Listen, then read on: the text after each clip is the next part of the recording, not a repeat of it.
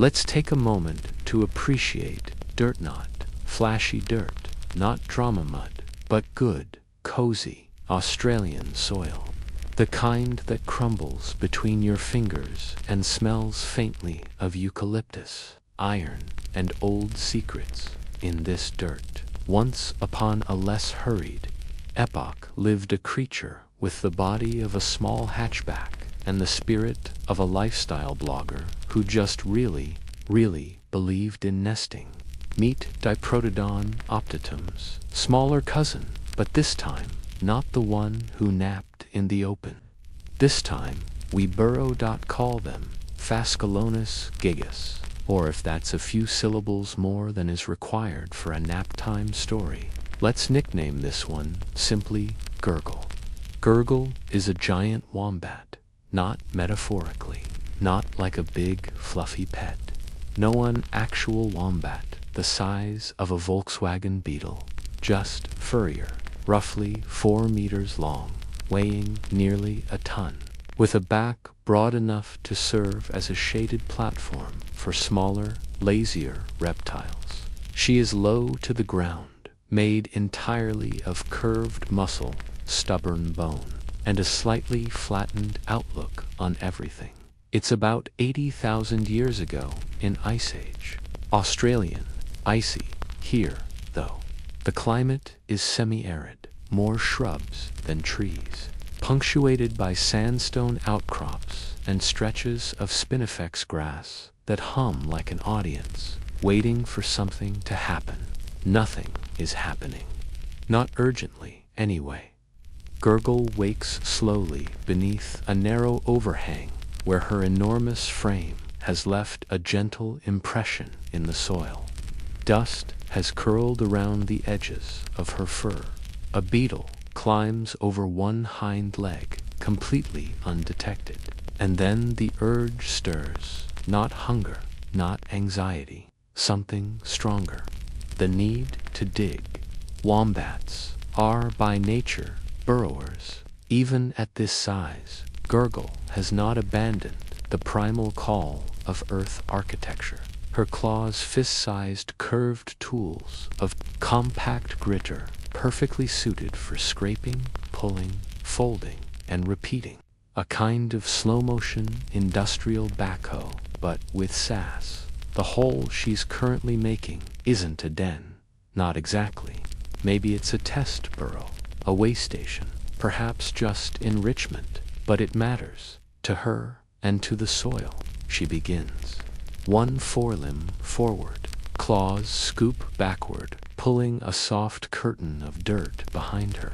Her big, blunt nose wrinkles, but not in distress, just calculation.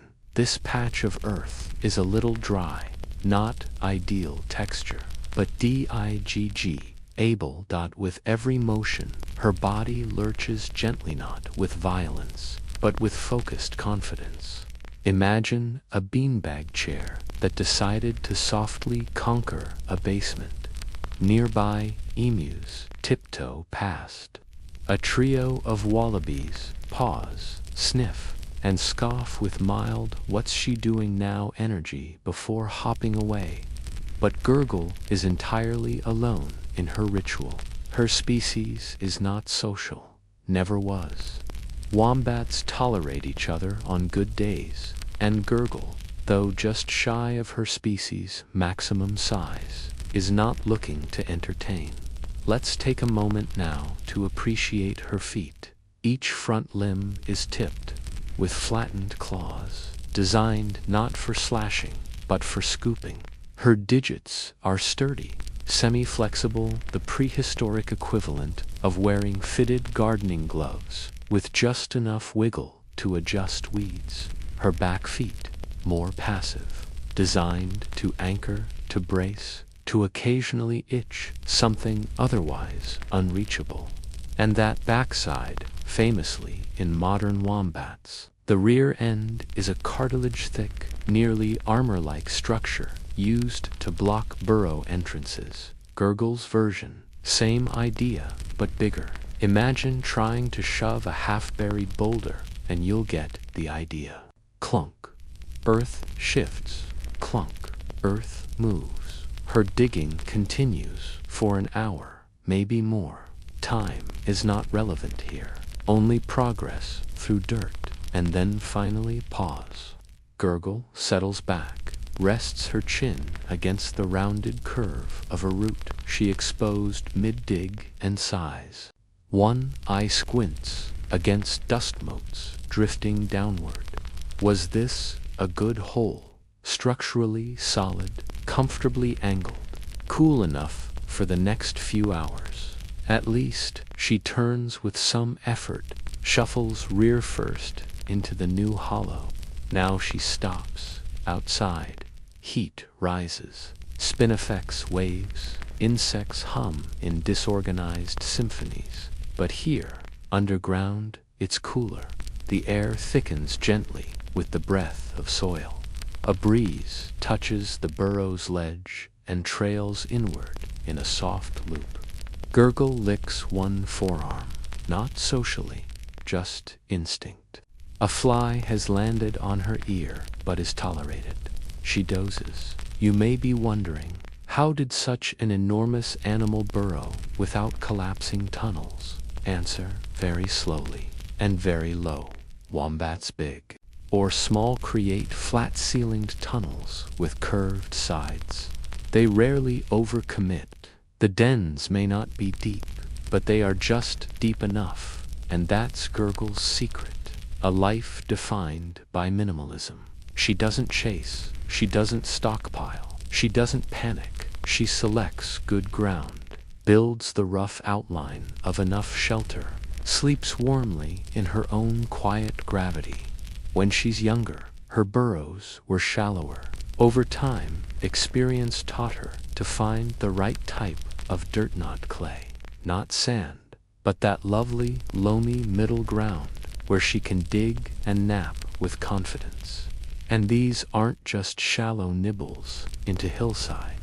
Fossils suggest megafaunal wombats, like Gurgle, could create extended chambers burrows, big enough that later generations of animals used them for centuries after the wombat herself was long gone.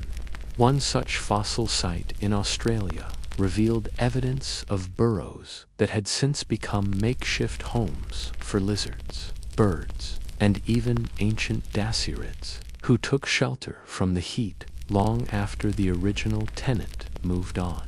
In a way, Gurgle didn't just make rooms. She authored habitat, and that's worth repeating before we let her nap. She made things not to last forever, but long enough for something else to move in after her.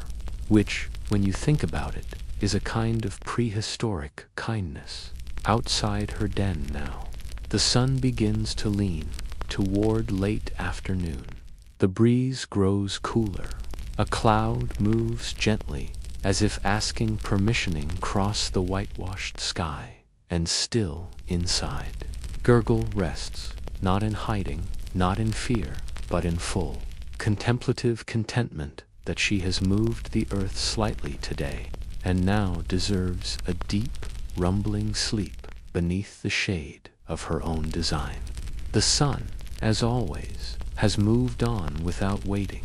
Late afternoon glows over Ice Age, Australia, casting long gold shadows across the scrubland, where clusters of spinifex rustle in unison, and dragonflies with wings like crackled cellophane dart from puddle to puddle, hoping the water stays put longer this time.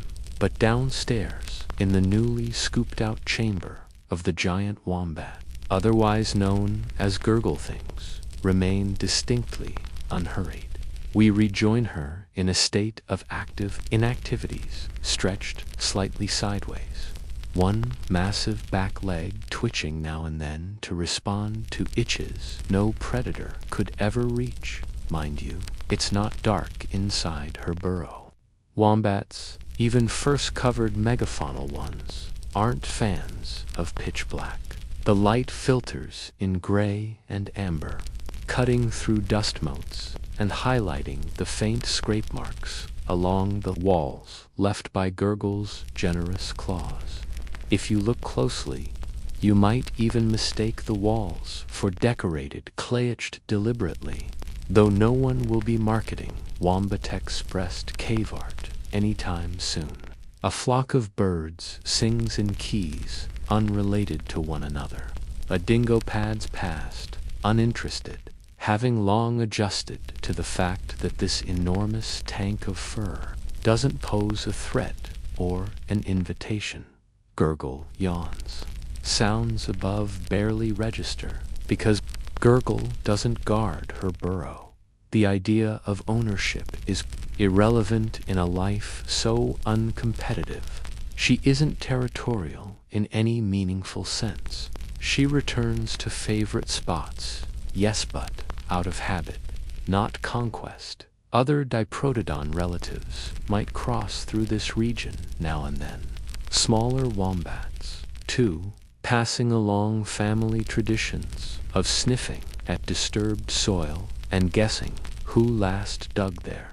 Even small scavengers might peep in while Gurgle dozes, deciding wisely that her snoring cadence means the apartment's still occupied and she would not shift. She's not threatened. She's not worried. She's extremely sure of her spatial rights by volume alone.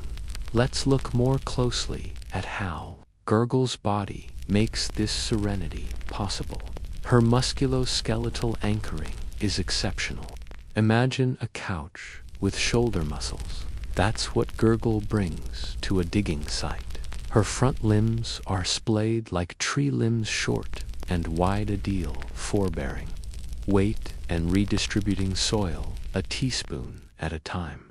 Over and over, with industrial elegance. Her backbone is solid, compact, stable, like finance before the internet, and that amazing cartilaginous rump, plata rump, so firm that today's wombats can use it to block tunnel entrances from foxes, flip over small predators, or simply say no thanks to weather. Gurgle's version is so massive it becomes architecture all by itself. In fact, if startled, which is rare, Gurgle doesn't run. She backs up, literally. She might reverse into her tunnel like a parking buslow, unstoppably, and present an impenetrable marsupial doorstop to whatever had ideas about following her too closely. This system worked for millennia. Why fight when you can become tunnel? You may be wondering now, did animals this size really need to burrow? Isn't Gurgle more like a small rhinoceros than a rodent? Why not live under trees or in caves? Well, in Ice Age Australia, shelter wasn't so easy to freelance. Trees were often stunted. Natural caves were few and far between. Shade was fleeting, and predators, they weren't relentless, but they existed. Yes, the marsupial lion from earlier, and occasional meandering reptiles who had not yet grown fast, but could grow curious. Most importantly, heat mattered, and shallow burrows, like Gurgle's, offered just enough thermal consistency to keep a giant mammal from cooking in its own fluff. Think of it not as hiding, but smart temperature management. Also, as wombats and their ancestors had evolved as burrowers from the start, they didn't give it up simply because they got large. They simply adjusted the floor plan. Some reconstructions suggest these burrows could reach up to 3 meters long and 1.5 meters wide, roughly the size of a cozy studio apartment made of dirt. Enough for Gurgle, maybe occasionally for two, but probably not without grumpy shuffling, because Gurgle isn't social. Wombats, generally, are not. They might tolerate a neighbor. They may even bump snouts with a potential companion during mating season in what researchers suspect would be an awkwardly unhurried courtship ritual. But mostly, Giant wombats lived like introverted landlords, building their own space, enjoying it thoroughly, and grumbling quietly when anyone walked by too loud. That antisocial independence paid off. Gurgle's line thrived for hundreds of thousands of years, not by dominating, but by outlasting. And her favorite pastime, digging, made her strangely important. Her burrows, deep and dry, became homes for others when she moved along. Reptiles, mammals, even flightless birds may have used old wombat dens for cover during storms. Fossil evidence suggests shifts in plant growth patterns near ancient burrow sites, possibly fertilized by wombat dung, composted gently in the soil like an unintentional gift. It's nice, isn't it, that a creature who wanted so little could leave behind so much. Back to Gurgle. She's awake now, sort of. It's later in the day. Sunlight has cooled into a soft peach glow that's just starting to lean into dusk. The air outside smells faintly of dry leaf dust and the sweet, overripe perfume of whatever might have fallen from the vine too early. She emerges slowly, one shoulder at a time.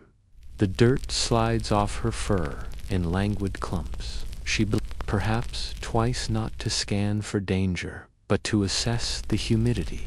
Her vision isn't perfect, perhaps, but she knows this shade range like a well-worn burrowing path. Her body is rarely in a rush to follow her head. So she stands half out of her burrow for a long while, sniffing the loose winds, like someone trying to decide whether to make tea or just reheat something. Eventually, she lumbers forward. Does she have a destination? Not really. She has areas she visits. Favorite digging zones. A nice patch of oversweet roots not far beyond the next hill. A scraping tree she uses once a week. Clear the underside of her fluffy belly from unwelcome fungal hitchhikers. Moves with certainty, but no urgency. Each footstep sinks slightly. Each exhale vanishes into the gentle rustle of grasses, returning to stillness. She walks not to wander, but as part of the rhythm that says, a burrow deserves a break from its builder now and then. Give the dirt time to settle. Let someone else use the air pocket. The world has space. She'll find another spot to dig tomorrow, and if no spot feels right, she nap under a leaning rock, because even a born digger knows when the earth has done enough accommodating for one day. So here we are, where so many of these stories eventually wander, the long afternoon of a creature's time on Earth. Not a finale. Exactly, just a quiet tapering, like the sun lowering behind dry ridgebacks, still warm, but no longer climbing. Gurgle, the giant wombat, is gone now.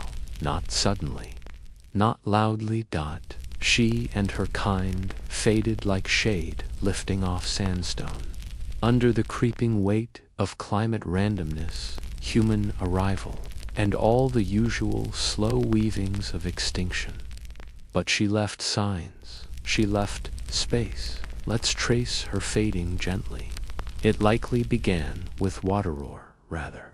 The ever-shrinking availability of it. The weather shifted. Rain patterns became unpredictable. Where Gurgle's ancestors had strolled with impressive calm between seasonal feeding fields and orbital dens, the new world offered fewer chances to pause, fewer patches of edible greenery, more of the kind of crunchy, thirsty, bushy stuff that wasn't worth the energy it took to chew. And when you weigh a ton and live by simply sitting near food until it can't outrun your chewing speed, that's a problem. So some tried to travel farther, the slow, lumbering kind of migration that leaves belly-wide paths in the clay along ridgelines. Others dug deeper, hoping to wait out the hot pulses in burrows packed tight with warm-smelling earth and silent air. But the balance was shifting somewhere.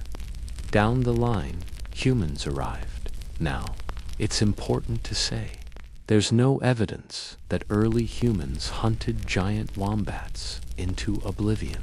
No.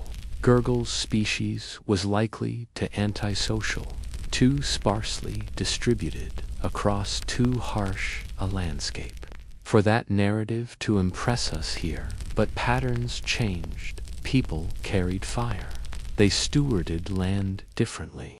They made choices, good choices, survival choices about what grew and where it was safe, and what time meant when you're balancing weather and wildness. Their actions reshaped broad swaths of bushland, not in cruelty, but in consequence. Gurgle's species, Phascolonus gigas, disappears from the fossil record somewhere between 40,000 to 30,000 years ago. Well after the diprotodons, long after smaller wombats still around today had leaned into their manageable scale and continued tunneling across new landscapes, and those modern wombats, they still carry the shape of Gurgle's logic. Compact, nocturnal, burrowed, perfectly, patient with a world that often demands hurry. But back to her memory. Fossils of Gurgle's kind have been dug up across Australia, South Australia, Queensland, Victoria, buried beneath wind-packed loams, entombed in beds of sun-baked clay, now split open by time and weather. Giant jaws emerge, blunt and defiant. Shoulder girdles, grotesquely overbuilt, still crusted with iron oxide. Foot claws, calcified into hookish, curve-spewed, brutal scooping tools. Enough, sometimes, to rebuild her whole outline. You can see whole skeletons now in museums, a quiet marvel in glass. A reminder that even the earth once held marsupial bulldozers who moved dirt with moods alone, who made homes, not headlines, and the burrows.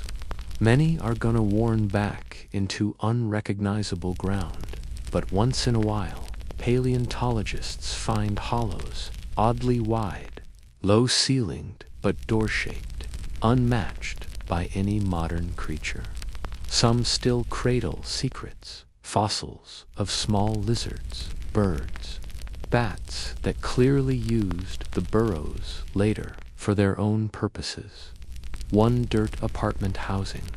Lifetimes Gurgle may have never known she was making real estate. She only wanted somewhere comfortably shaped like her. Burrowing is both habit and home, and through those burrows, small ecosystems may have survived entire dry decades just by hiding deeper. That's the quiet miracle of her kind. They saved no one's life on purpose. They changed no valley by plan, but the mark existed, scraped into clay, revisited unknowingly by generations. The fur never fossilized, the warm smell never remained, but the space did in that way. Gurgle teaches nothing aspirational. She offers us no moral arc, no last stand, no final migration frozen in footprints on the edge of extinction. She offers us only this. You do not have to move quickly to leave something behind. You do not have to lead to matter. You can dig slowly, rest fiercely, be stubborn about comfort and still shape the ground so deeply that it remembers you after rain, after drought, after fire, after everything else moves on. Gurgle's gift was negative space. What she made by removing, what she shaped by resting, what she taught just by maintaining one quiet need. I would very much like to nap here, and I'm willing to move a significant amount of earth to make that possible. And the land said okay for a long time. So next time you see a peaceful patch of turned up dirt, a settled hollow in dry shade, a curve in a hillside that looks like it used to be someone's idea of home, maybe remember Gurgle, the wombat, the size of a car, who dug because she could, and who disappeared, quietly leaving just enough room for someone else. Not every prehistoric animal was built to dominate. Some were built to observe. Some weren't shaped to cut, climb, leap, or chase, but rather to notice, to filter, to absorb the soft logic of the ancient water around the man, to do it in absolute silence. This is the story of Cephalaspis, which means head shield in Greek, and when you meet it, you'll understand why. Picture the early Devonian period, roughly 400 million years ago. It's a time of green experiments. Plants have only recently begun claiming the land. Roots haven't yet figured out how far they want to go. Forests, if you can call them that, are stubbly little mats of mosses and ferny sprigs. Nothing casts long shadows yet, but below, in the inland rivers and streaming deltas of what will one day be Europe, the water is warm, silted, and full of softly floating particles. Organics, algae, the kind of water that tastes like future coalfields and smells like ancient biology, settling quietly to the bottom and resting there in the calmest part, where the current drifts without having anywhere to be, is Cephalaspis. Let's name this one Fern, because she moves about as fast as one.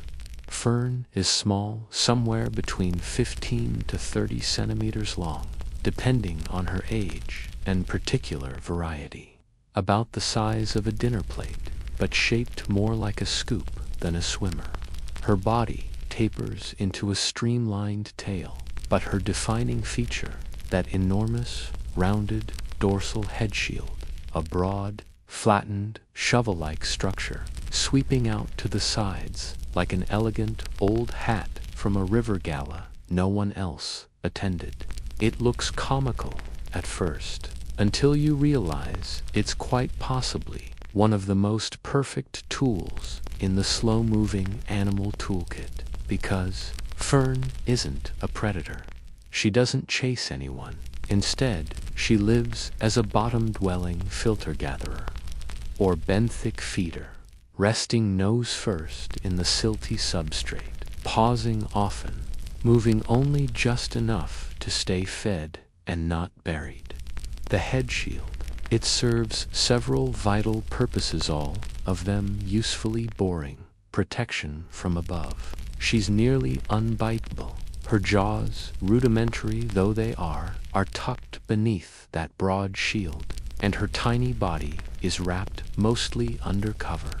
Fish or other strange Atlantic-looking things might mouth at her from above, but the shield offers nothing soft to grab. Stability, resting on riverbeds where currents twist around even the best-laid pebbles. Fern's flattened front acts like a built-in anchor. Water slips over her comfortably. No tumbling, no flailing, sensing. And here's the best bit. Fern didn't just have had electrosensory organs, probably located along the edges of her head. Shield, that's right, she may not have had a jaw or proper bones, but she could feel movement in electric gradients, like a watery radar. She gathered cues, not through action, but reaction, like eavesdropping through the furniture. Imagine lying flat on your chest with your forehead pressed into the grass and being able to tell, just from subtle vibrations in the soil, how fast nearby squirrels are squabbling. That was Fern's magic. She listened with her shoulders and stayed perfectly still while doing it. What did a day look like for her? It began and ended underwater. She would glide gently across the soft bottom, not by fin flapping, but by undulating her tail. Cephalaspis had no true jaws, but did have a small, ventral mouth enough to hoover up tiny organisms, bits of algae, or whatever nutrients the current had been kind enough to whisper past her. Her eyes, placed near the top of the shield, weren't designed to hunt, just to register light, motion, shadow. Mostly, she read the world through interference. The way silt changed patterns told her someone just passed by behind a clump of submerged plant matter. The shape of a ripple over the next gravel crest meant there was maybe food, or maybe someone bigger, up current. No urgency, just passive data collection. The Devonian was still early in the grand unfolding of vertebrate life. Cephalaspis was among the last and most successful of the ostracoderms jawless, fish-like vertebrates. Her kind had persisted for millions of years, fine-tuning the art of being quietly effective. That massive head, which once seemed excessive, had become a kind of anticipation tool. She did not guess, she interpreted. And here's what we love most about Fern. She wasn't trying to change the world. She was a creature the world passed through. She drifted in the silt just enough to gulp. She moved when it made sense, and if some looming shadow arrived too quickly, well, her flattened body, stiff fin spines, and muted coloration gave her the superpower of simply not noticing until it passed. Fear was not her guiding principle. Flow was. She didn't lay in ambush, but she waited for opportunity.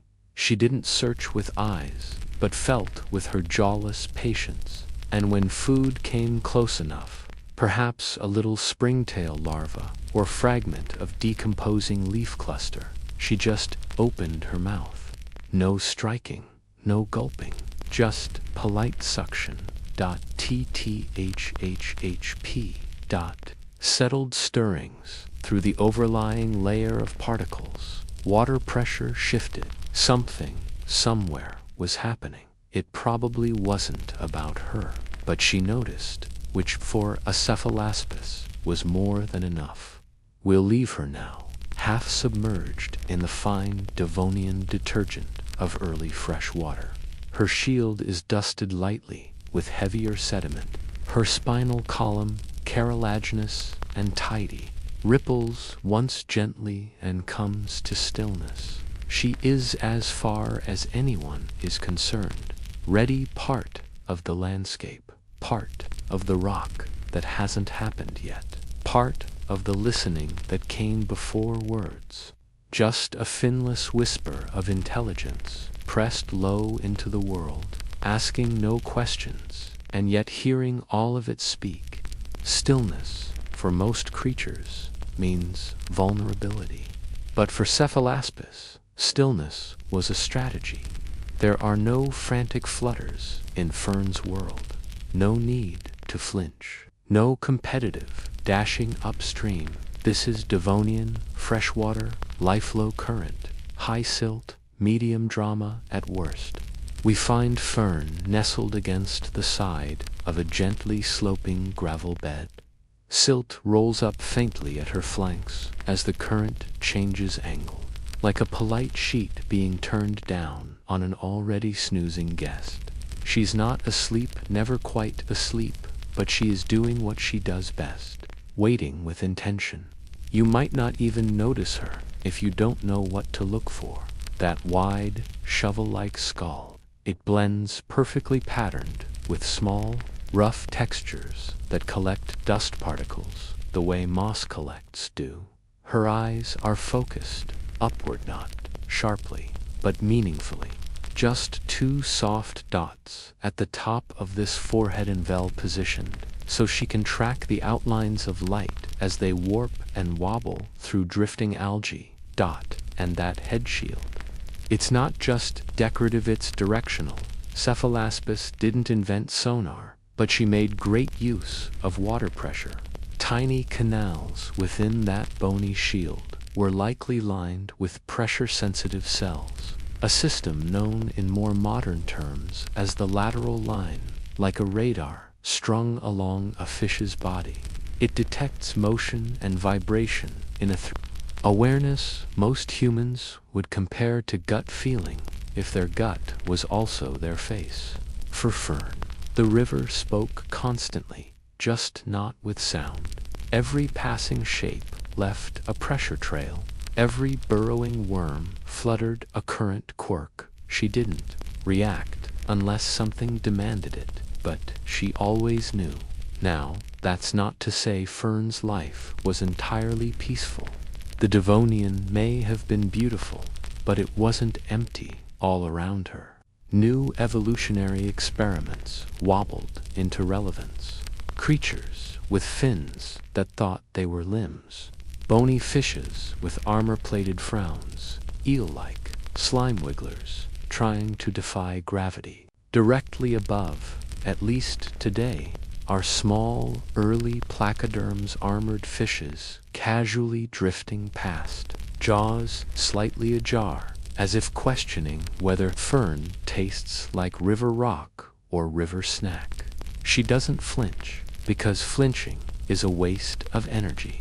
Instead, her pectoral fins shift almost imperceptibly. Her tail does not wiggle so much as hesitantly announce its presence. She rises 2 centimeters off the substrate and gently sleds to one side. The placoderm, unconvinced of value, continues gliding away.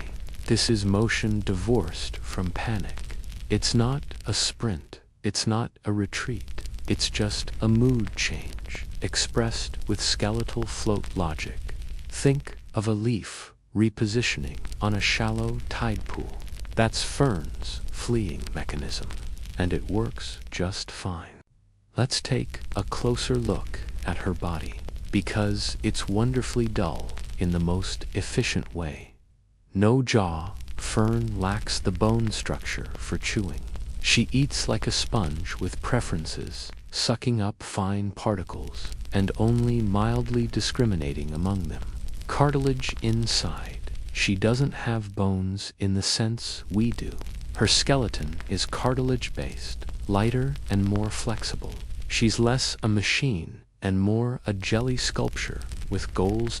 Armor outside. That headplate, real bone, texture, like gritty ceramic from a Devonian thrift store.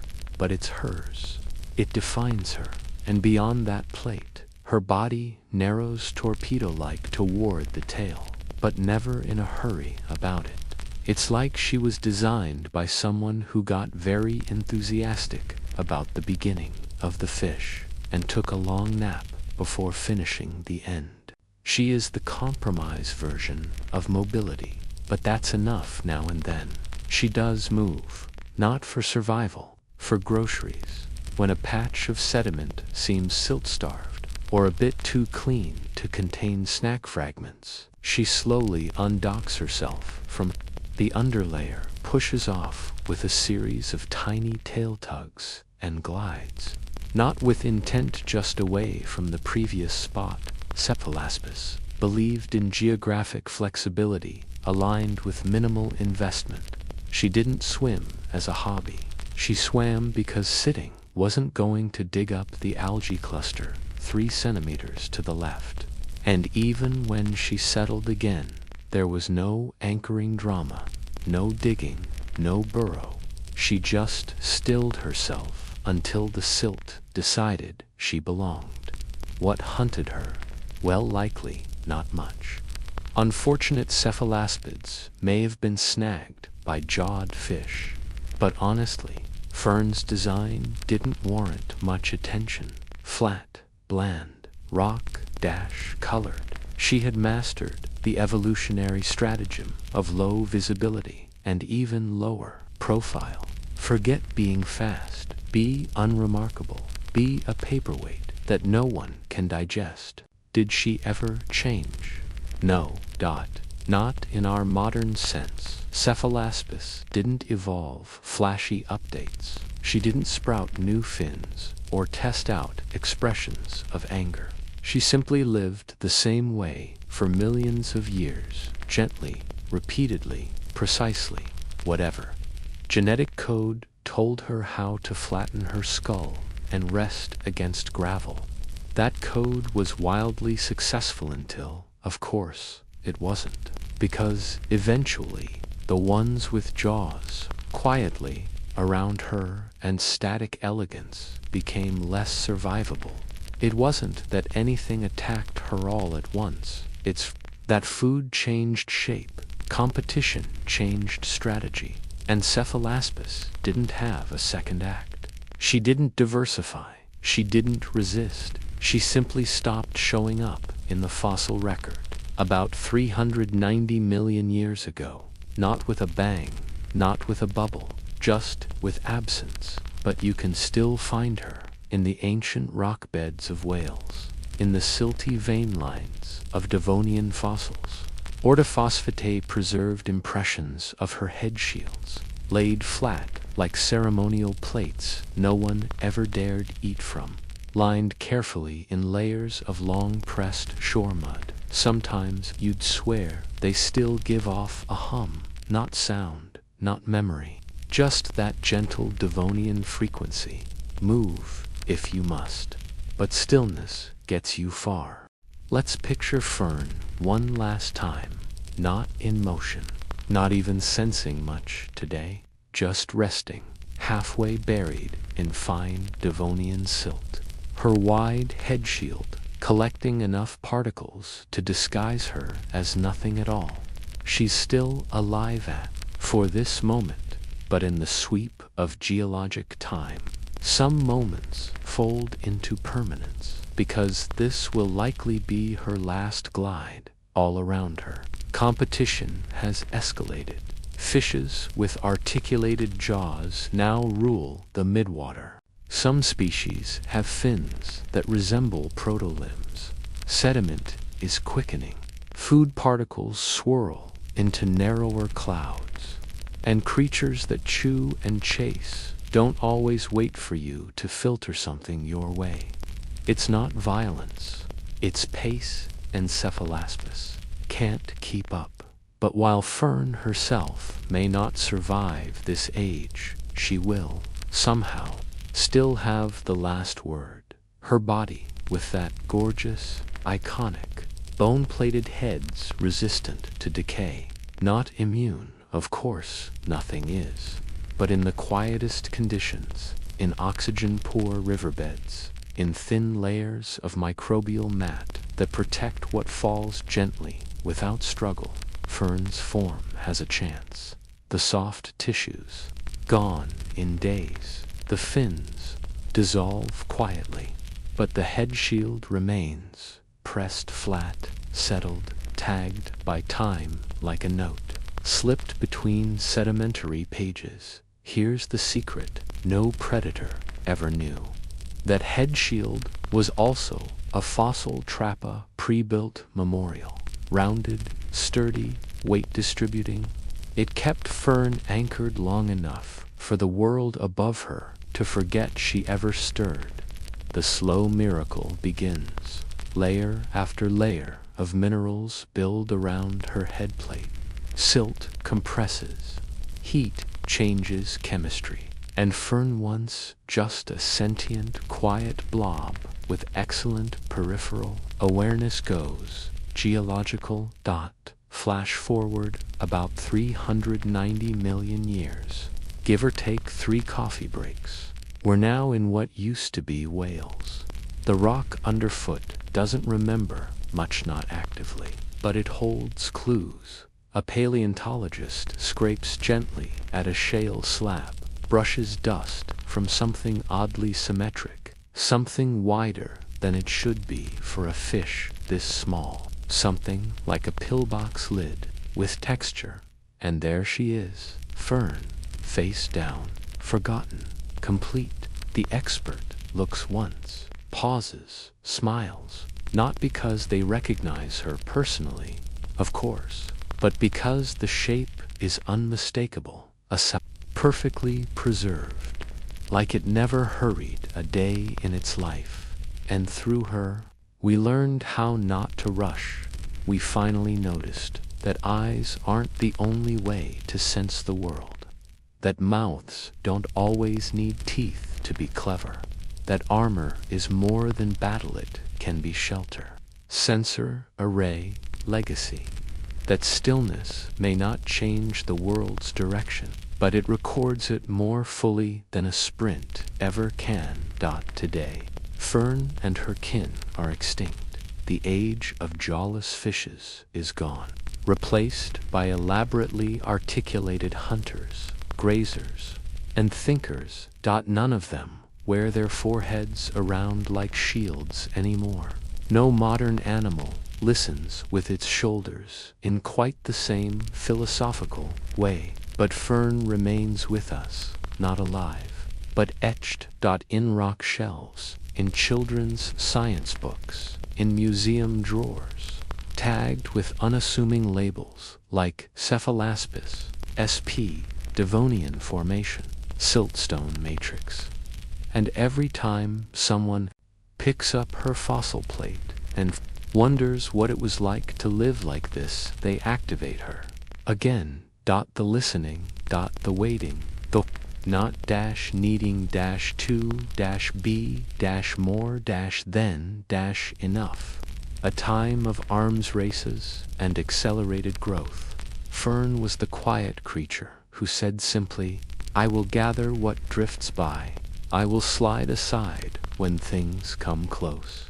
I will let the river shape my future. And if it forgets me, well, at least I left a shape behind. A shape too strange not to remember, and far too gentle to ever truly leave. High above the scrubby plains of prehistoric South America, the wind doesn't whistle. It pulses, it swells, it carries. This is the wind before fences, before cities, before humans dared vertical anything. It's thermals and updrafts and layers of quiet. Invisible staircases climbing past cliffs and across sloped valleys that still sleep under ancient Andes haze. And on that wind, like an awkward dream someone accidentally built out of a sailplane and an overconfident turkey, floats a bird so large, so wide, so quietly unreasonable, it might never fully land again. Meet Argentavis, magnificence, one of the largest flying birds the Earth has ever attempted, and a being of such gliding intensity that takeoff and landing weren't moments, but life decisions. Let's name this one Barlanaut, because he asked for a name, but because shouting Argentavis every time we look up might give the condors a complex.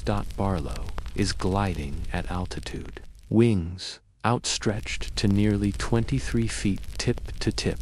That's about the length of a small commuter van. Weight, around 70 to 90 pounds, depending on if it's snack day. Speed, somewhere between lazy hang glider and this cloud is late for something. But up here, Barlow is at peace, because up here, gravity is someone else's problem. Let's take a closer look at how on Earth this bird can operate. Argentavis was likely a master of dynamic soaring. That means it didn't flap for long distances, possibly didn't flap at all once aloft. Instead, it depended on thermal's columns of warm, rising air to lift and carry its enormous frame. Barlow would rise in slow, majestic loops, catching one of these upward pushes like an open parachute, and then bank gently, letting the wind draw him horizontal at cruising speeds that might have made most Ice Age deer rethink their life. Strategies this made travel incredibly Energy efficient, the prehistoric version of eco-flight. Barlow may have logged hundreds of miles a day, crossing mountain valleys, dry forest plains, and fractured ridges in a single session before even considering descending, because flapping. Let's be clear, flapping was Plan C. Those wings were heavy. Each stroke required careful timing and, probably even planning, flapping up from ground level. May be possible under just the right wind, but much more likely, Barlow climbed from elevated terrain, high ridges, cliffs, or sandstone shelves where the world tilted helpfully into the sky. Which brings us to Argentavis' most important behavioral adaptation. Never land on flat ground unless you really mean it. Barlow's problem wasn't so much flying he was great at, but what to do at the end of the flight.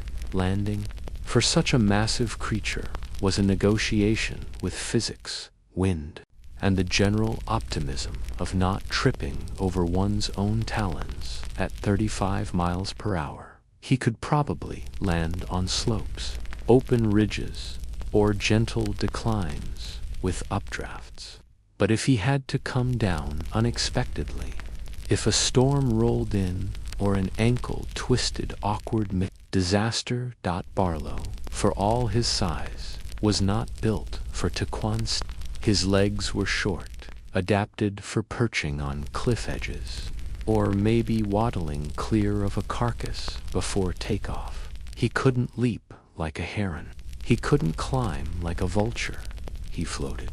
And if he ran out of floating conditions, he was, essentially, a grounded kite with opinions. That's why today, as we join Barlow mid-glide, he has no current destination. He loops, he drifts. He circles a grove of ancient Valdivian forest, scans for thermals lifting from the bare rock to the west, and lets his long, feathered finger wings feel for lift below. Not much. A few macroconids, long-snouted herbivores, a skittery early rodent species, and broad patches of flowering shrubs, all oblivious to the slow-scripted shadow Barlow casts as he tilts just a few degrees to let the sun trickle down his curved back. He's looking, but not for prey. Necessarily, Argentavis may have hunted small animals, rabbits, snakes, even young mammals, if vulnerable, but it's just as likely Barlow is after carrion. Something already expired, or near enough. His eyesight helps, likely as acute as a modern eagle, or better. His vision lets him scan miles of terrain, detecting movement, shifts, the telltale flutter of scavenger wings below. Nothing yet today. That's fine. Being this large means you can't rush meals. So Barlow doesn't. Does he miss the ground? Hard to say. He naps in air of a kind. Many gliding birds enter light sleep states, mid-flight unihemispheric sleep, letting one hemisphere of the brain rest while the other monitors orientation. It's entirely possible Barlow has already half-napped twice, today once, during a particularly muscle-saving stretch between coastal ridges. Once, while turning in lazy circles, waiting for something large down below to stop being alive. Sleep is flexible in the sky. Time is quieter. There are no branch creaks up here. Only the wind's language. And Barlow speaks it without opening his beak. But even for masters of soaring, every loop has to end sometime. Tonight, the thermals dip early. Cloud cover scatters the last of the rising heat columns. Barlow tilts one massive wing downward, begins a measured descent. He's headed toward high ground, of sandstone bluff, wind-scoured, cracked with ledges layered by the years. Landing begins well before landing in the mind. He drops altitude carefully. Flaps, once sending out to huge feathers as brakes. Air slows. Gravity leans in and, still, he almost misses. Talons touch, then slip slightly. He hops a small crunch of grit underfoot and finally settles.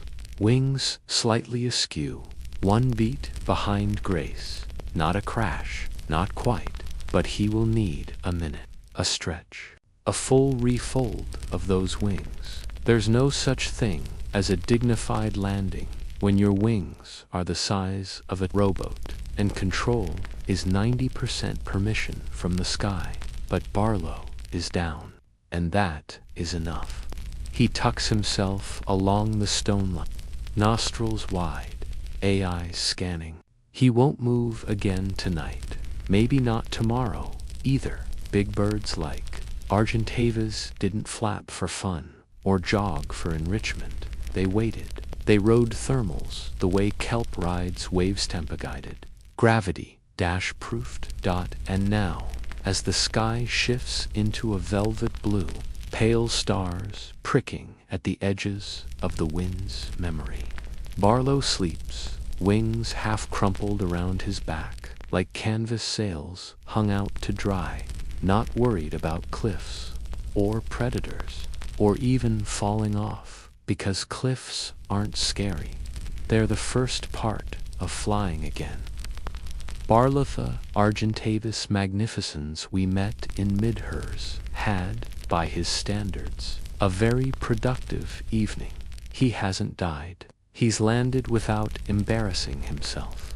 And his legs, while not the sturdiest, are currently holding his massive weight firm on a wind-cut rock ledge where the stars now blink through thin Andean altistratus clouds. A creature this large doesn't need to accomplish much in a day, but gliding 150 kilometers and making a successful cliff touchdown is well above average. He is, to put it simply, resting like an albatross with tenure. The wind, which was his world just hours ago, is now static, gone quiet. Only faint breezes lick the edge of the rock, warm from stored solar kisses and laden with the bitter tea scent of dry scrubland. Far below, Barlow has tucked his massive wings close, or close enough. Completely folded, they reach nearly to his knees-edge primary feather, the length and density of a sword blade. He breathes slowly, evenly. His head turns left beak, leading like a well-balanced canoe. And then he simply settles into the stony ledge like a giant meat dream. Let's talk about Barlow's ground life. Because while Argentavis is famous for its impossible gliding, the reality is it had to live somewhere.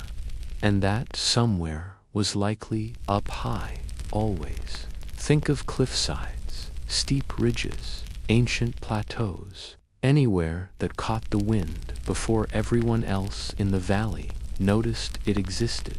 Why? Because these birds didn't just use elevation as a passive perk. They required it. A flat plain gave them no launch pad, no thermals, no slope to turn potential into propulsion. Takeoff for Argentavis wouldn't have resembled a leap, or a hop, or even a short run. It was more likely a sequential unfolding. Wake up, check wind direction, walk carefully to the windy edge, open the wings slowly, catch an updraft, trust that gravity plus air would eventually disagree. Barlow may walk a few meters along the ledge tomorrow morning, shaking out stiffness, but unless there's a decent updraft, he's going nowhere. And he's perfectly fine with that. There's no pressure to rush. In fact, patience is built in. Now, you might wonder, did Argentavis build nests Evidence is limited, but we can speculate using modern analogs. To this ice age, Leviathan nests in rock crevices and cliff shelves, often shallow spaces sheltered by overhang or ledges.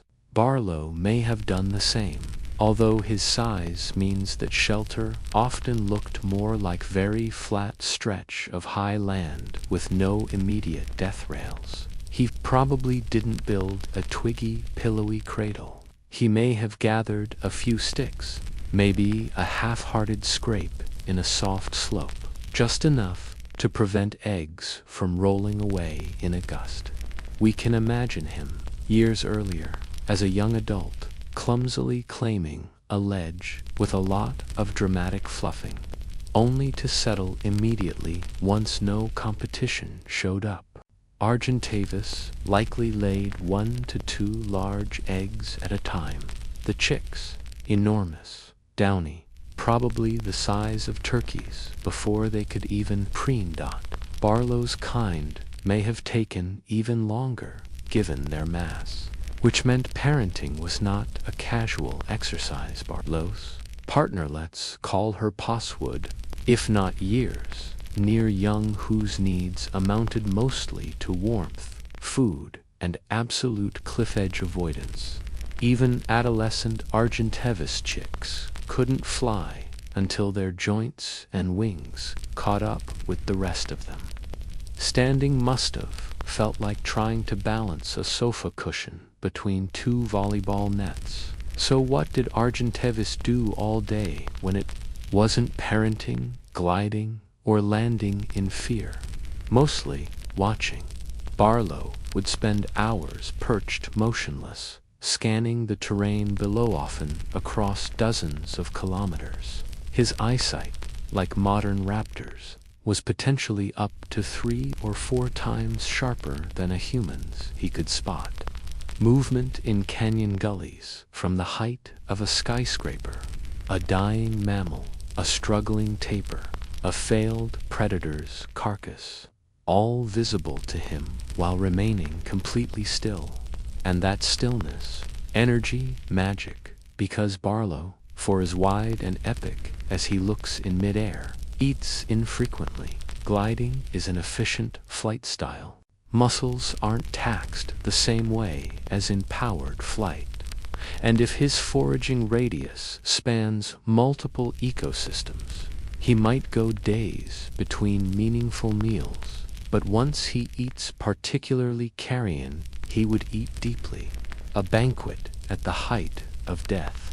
A beakful of bone-flavored blessing. Then sit, digest, wait for wind. Repeat. He's doing that now. The stars rise. The wind scratches at his wing, coverts in half-hearted intervals, not enough to fly, but enough to remind him the sky is still there whenever he wants it again. It's worth noting that even modern condors, much smaller, are known to map whole weather systems from fixed perches. They learn wind, they develop roots, they understand where gusts return to revisit their cliff homes like reliable guests. Barlow, he's older now, knows exactly which winds work and which ones are just talk, knows that in the morning, this side of the ridge catches sun-eyed thermals before breakfast. He sleeps soundly with that knowledge, stored in tendon and feather.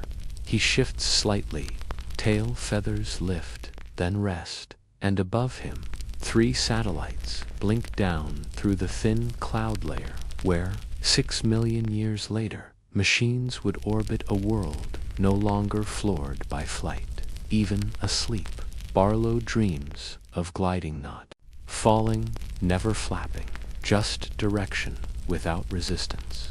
In that, he is not just a bird, he's a language the wind once spoke fluently and slowly stopped teaching. The sun blinks onto the horizon like it slept through its own alarm.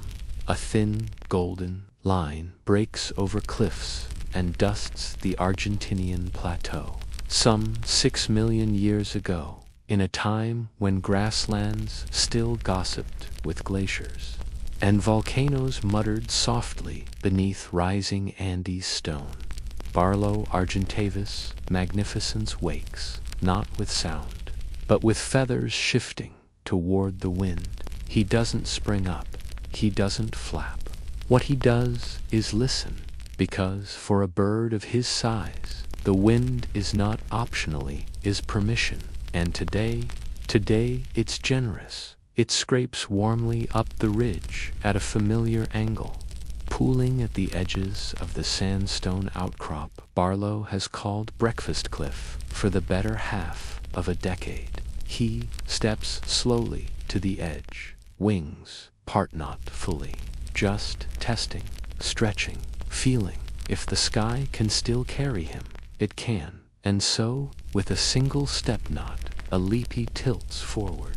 The air catches the shape of him, and then he's flying again. This was Barlow's rhythm for years. Drift, find a ledge, digest, launch again, cover hundreds of kilometers per day, sometimes passing the glinting backs of rivers he recognized from hatchling. Ride thermals so wide they carried him from the Andean foothills to the open pampas and back before sundown. Hunt a little, scavenge. Frequently, he wasn't picky, an occasional live meal if it was small or sluggish, but mostly he depended on the failures of others' fallen macrochania, expired ground sloths, the unlucky or the already going. His beak-long and slightly hooked wasn't built to kill. It was built to take advantage. Sometimes he'd share meals with other scavengers' terror birds, smaller vultures, early canid predecessors. They'd snarl, posture, rip. He didn't. He waited, because every time someone shouted and lunged over scraps, all flapping and sweat and bite, Barlow stayed on the cool edge, eating later and flying farther. Effort was expensive when your wingspan was a mortgage, but all things change. Even when you're beautiful and boring and mostly wind, Barlow's kind. They were already the tail end of a lineage. Long before him, a family of enormous birds took to the skies. Teratornith, relatives of New World vultures, overwhelmingly sized, slow reproducing, and astonishingly sure of the THERMALS. They thrived for epochs, watched mammals rise, forests fall, coasts creep inward and away. But by Barlow's time, about 6 to 5 million years ago, the air was still good, but the world was shifting underneath it. Let's talk about the slide toward silence. Argentavis relied on standing wind for launch, cruise, landing, wide open spaces to scan for food from above, large-bodied prey and carrion to graze from once grounded, safe cliff edges or slopes to raise a chick every few years. But over time, the Andes grew sharper, messing with predictable airflow. Ecosystems fragmented into patchy pockets. Smaller scavengers evolved. Mammals started using speed and teeth more efficiently, and the big prey animals, they became rarer. Less common meals for birds who only ate every few days, but ate a lot. And then came a new competitors. Humans, eventually, not yet, but coming, with fire, tools, and the one evolutionary power Argentavis never needed, urgency. Barlow doesn't notice the beginning of the end. Birds rarely do. He still rides the air as though it were eternal, but over time, the ledges he prefers crumble. The cliffs face away from newly favorable winds. The nesting habits passed down from those before him don't line up with shifting seasons Argentavis didn't go extinct because it lost a battle. It went extinct because the world subtly stopped building runways. What did the last one see? We don't know. Maybe the sky was still clear. Maybe the updraft worked one final time and they tilted out over the grasslands. Seeing clouds mirrored in rivers that had no idea they'd become disconnected fossils, traced only by sediment 6 million years later. Maybe they simply couldn't take off one day, too little wind, too stiff, a bad meal the night before, or none at all, and nobody noticed, because extinction doesn't always look like catastrophe. Sometimes it's only silence, but the silence wouldn't stay, because millions of years later, a dry stretch of uplifted plateau reveals a gift, a fossil so large, its wing bones arch like bridge segments, its skull, compressed but unmistakable. A human kneels next to the find, measures span from end to end, paints notes on a label's humerus, 80 centimeters, radius robust, beak intact.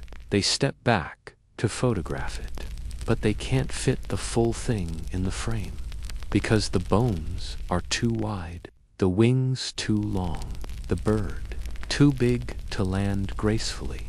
And so now we remember Barlow, not with feathers, not with air, but with angles etched into rock curves that said, glide quietly, land only when ready, and take as much space as evolution gives you, not to dominate, not to steer, just to float across history so lightly no one could trace your path, only the shape you left behind in the dust. Story 10. Megaloceros, the antlers were for flirting, not fighting theirs, a kind of silence you only get with snowmelt, not the heavy hush of full winter, when everything feels buried, but a softer quiet, as streams gurgle shyly and frost retreats in thin patches, leaving behind soft dirt and the maps of last night's hoofprints. And through this silence, with deliberate grace, comes a creature larger than the loudness it refuses to make. Megaloceros giganteus, also known as the Irish elk, which is only slightly misleading on both counts. Not just from Ireland, not exactly an elk, but absolutely gigantic in all the right and slightly impractical ways. Let's call our particular Megaloceros Finn. Yes, he's male. Yes, we can tell, because if there is one thing you don't overlook in a male Megaloceros, it is the antlers. Imagine antlers as wide as a car. Seriously, up to 12 feet across, tip to tip. Now, picture those antlers attached not to a beast of brute bellowing rage, but to a quiet, ice-age deer with patient eyes and a fondness for wide clearings with soft grass. Finn is walking, now through one of those clearings.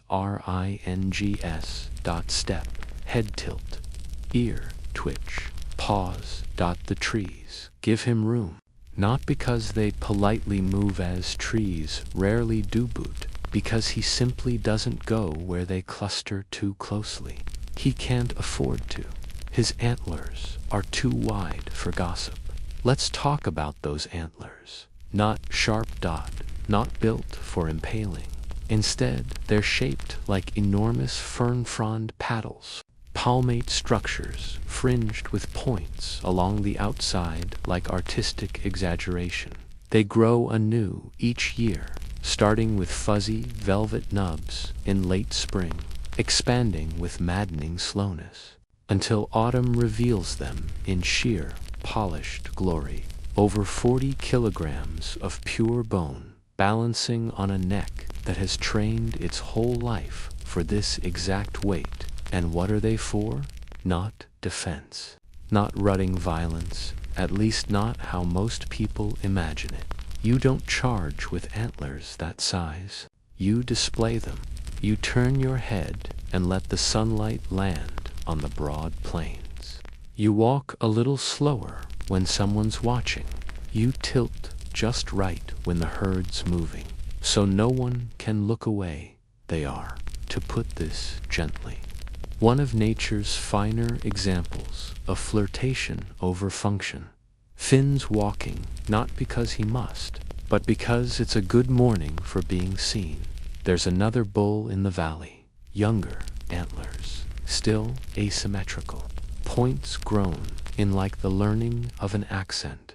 Finn doesn't look directly at him, doesn't need to. The other bull snorts, lowers his head slightly. It's not a challenge, it's overcompensation. Finn keeps chewing tender grass. He's not going to fight today. He doesn't fight unless he must. Because when your antlers are this big, every move is large, and every injury becomes an architecture problem. Instead, he turns, not sharply, but elegantly. Like a ship at sea, the antlers catch light again. It's enough. The younger bull backs down, takes a longer way around.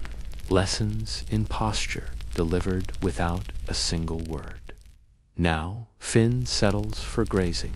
His body taller than a modern moose, heavier than a bull elk is, angled just slightly to keep those antlers away from low branches. His fur is thick, maybe caramel along the flanks, darker along the spine, tail short, hooves broad and smart. He doesn't chew fast. He doesn't glance often. A few birds flick in and out of the thicket nearby. They'll wait for his scraps. The low ragwort he digs up with practiced front hooves. The soil he breaks that lets bugs rise to the surface. They consider him a kind of helpful, grunting gardener. He considers them irrelevant. Back up the slope, a small cluster of females moves into view. Finn doesn't rush toward them. He just takes a steeper path more visible, lets his antlers tilt against the ridgeline sky as if to say, your move. And that is truly what the antlers are about. The rut, yes, involves contests, locked antler pushes that last seconds or minutes, but Finn has learned that you don't always need the fight if you already have the fanfare. When antlers get this wide, the message is clear. I survived the last winter with these.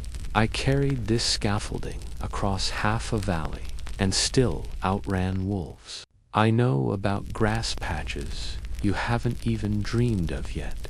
It's impressive, not because it's useful, but because it says, I'm strong enough to carry something this ridiculous. So yeah, I'll make good fawns.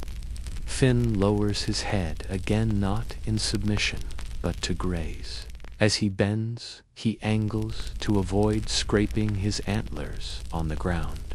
How does he sleep, you ask, carefully, and likely on his side. We imagine these animals learning, over their short lives, how to be giants with manners. The Megaloceros was never aggressive by default. Its skeleton speaks of elegance. Its range across Europe and Asia, from open meadows to lightly wooded valleys, suggests preference, not survival scraping. They liked space. They liked showing off. They were safe in numbers, yes, but safer alone when the antlers were this wide. Finn doesn't nap yet, but he might soon. A small knoll, quiet and open, with room to slouch gently, not near trees, not near streams, flat enough for dream lifting. Later. In the cooling air, the breeze will shift, and Finn will turn toward it, not because it's urgent, but because that's the side from which admirers often arrive. And you want the wind at your antlers when they first appear. After all, you only get a few weeks of showing off before winter asks you to drop the whole act. It's late summer now, and Finn's antlers, if you can believe it, have somehow gotten wider. They're past their soft velvet growth phase now. The fuzzy covering that once warmed the living bone is peeling in long, trailing flakes like old wallpaper. Occasionally, Finn gives his head a sharp shake, sending small birds scattering from nearby branches and a few clinging scraps of velvet flopping dramatically to the forest floor. The process doesn't hurt exactly, but it itches. Like nature's ultimate exfoliation routine, he's doing his best not to look uncomfortable. It's an awkward period, certainly not his most dignified week of the year, but every year he gets through it, and every year the result is worth it. 42 kilograms of polished fan-like antler geometry, now revealed in gleaming chestnut and bone-white curves, smoothed by wind, rain, and aesthetic instinct. Finn knows. He's been through it before. Others, they're still catching up. Around the valley now, young bulls are showing off their new racks. Some are too narrow. Some are freakishly branched. A few have symmetry, but not enough sweep. And in the world of megaliths, sweep matters most. The goal is breadth, visible distance, majestic frame, dash of dash reference. Antlers aren't weapons here, they're statements. They say, I'm well fed, I survived last winter, I have strong genes, and a decent sense of spatial awareness. I can walk through a clearing and make the shadows behave differently. And Finn knows the weight he's carrying draws attention. He walks differently in rutting season, lower dash-bodied, sure-footed, his hooves clicking softly on frosted ground, not rushing, not charging, just being seen. Large enough to warrant detours. Antlers this size require constant calculation. Doorways are imaginary. Corners are complicated. Even trees 3 meters apart become heartless gatekeepers. So, Megaloceros rarely bothers with trees this time of year. They seek open space, both to be noticed and to turn around without consulting geometry textbooks. But now, the rut has begun. The air smells of bark and hormones. The does are moving together, slowly, warily, not because they're nervous, but because they're watching, calculating, evaluating the pageantry unfolding around them. And bulls, the younger ones, spar, clink antlers, snort performatively, then stumble apart before anyone actually gets hurt. Finn doesn't rush into these matches. He positions himself nearby, grazes nonchalantly, and lets the others burn calories while he gets noticed. When it's strategic, he'll take a slow step forward, angle one antler into golden evening light, let it contrast against the pine-line horizon like a certain kind of ice age. Calligraphy. It works. It always works. He doesn't need to win fights if he wins mindshare, but eventually, even Finn must engage. One morning, he wakes with the air colder than expected. The rut nearly peaked. A challenger appears. Younger, yes, but well-fed, confident. His antlers aren't quite as wide, but they're tall, sharp. There's tension in the air. It crackles, despite the frost. Finn turns, angles, stares. They approach slowly measured steps across heather. Noses lower. Legs stiffen.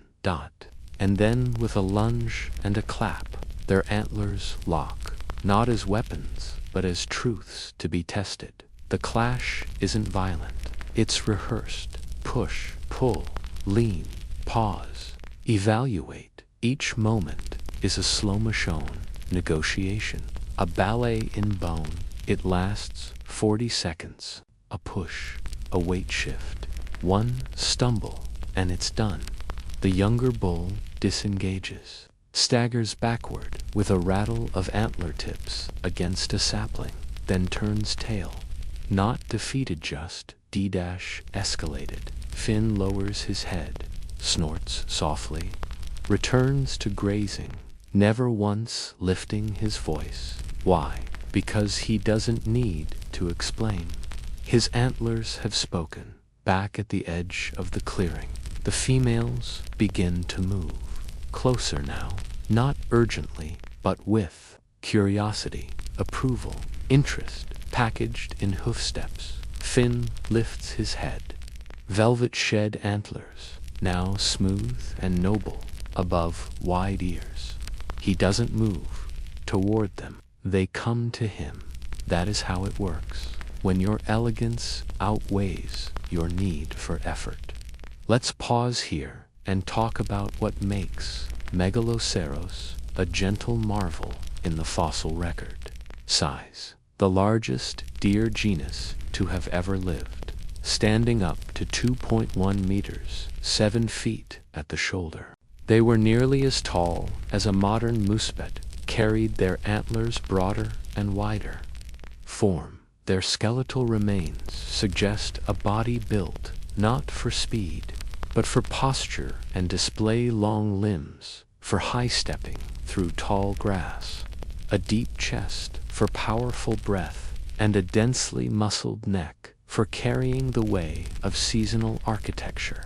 Range. They were born of the late Pleistocene plains, from Ireland to Siberia and beyond.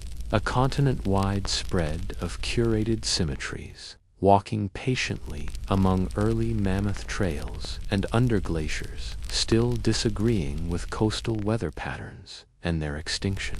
We'll get to that, but not yet, because right now, Finn is laying down, not flat knot with antlers like these, more of a slow lean, a practiced sink, body curled, legs tucked, antlers resting carefully at a mathematically satisfying angle. The does rest near him, still watching, not afraid, just curious, because tomorrow he may fight again, or he may not. But tonight, he's earned a quiet place in the clearing, too wide for shade, perfect for moonlight, and absolutely impossible not to notice. Time doesn't announce itself, not in forest, not in grasslands, and certainly not to a creature like Finn, who has measured his years by the weight of his antlers, not the shifting climate. The air cools now. More than usual, the breeze moving through this open patch isn't the flirtatious flutter of spring.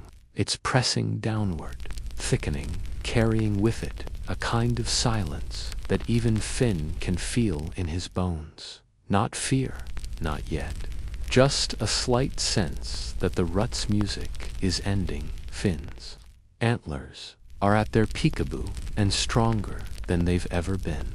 He stands on a river-flanked clearing, surrounded by signage in grass and fading wildflower mating fragrances, mud scrape notes, velvet-covered branches, markers of survival rituals, almost too subtle for later readers to notice. A modern viewer with binoculars and breakfast indoors might say, Finn looks regal. But in truth, he just looks tired. His rutting rights have been exercised, his rivals dispersed.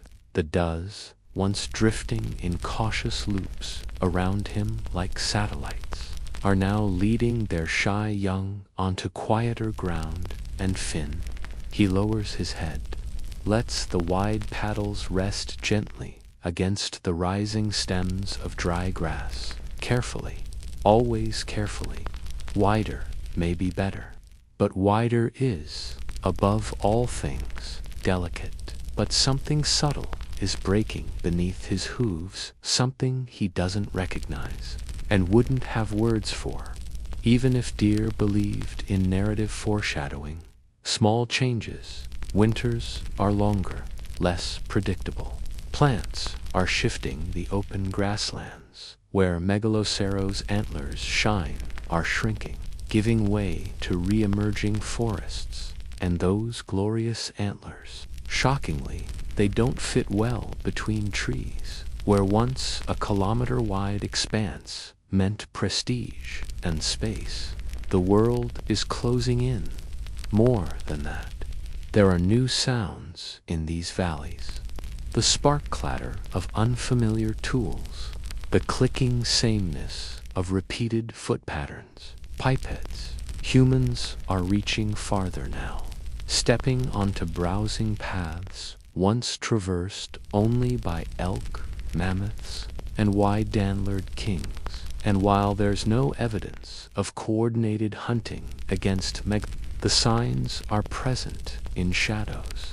Bones marked with butchering lines, subtle pileups near old water sources, genetic evidence hinting at reduced variety in the final populations, less antler invention, more repetition. Finn doesn't know that.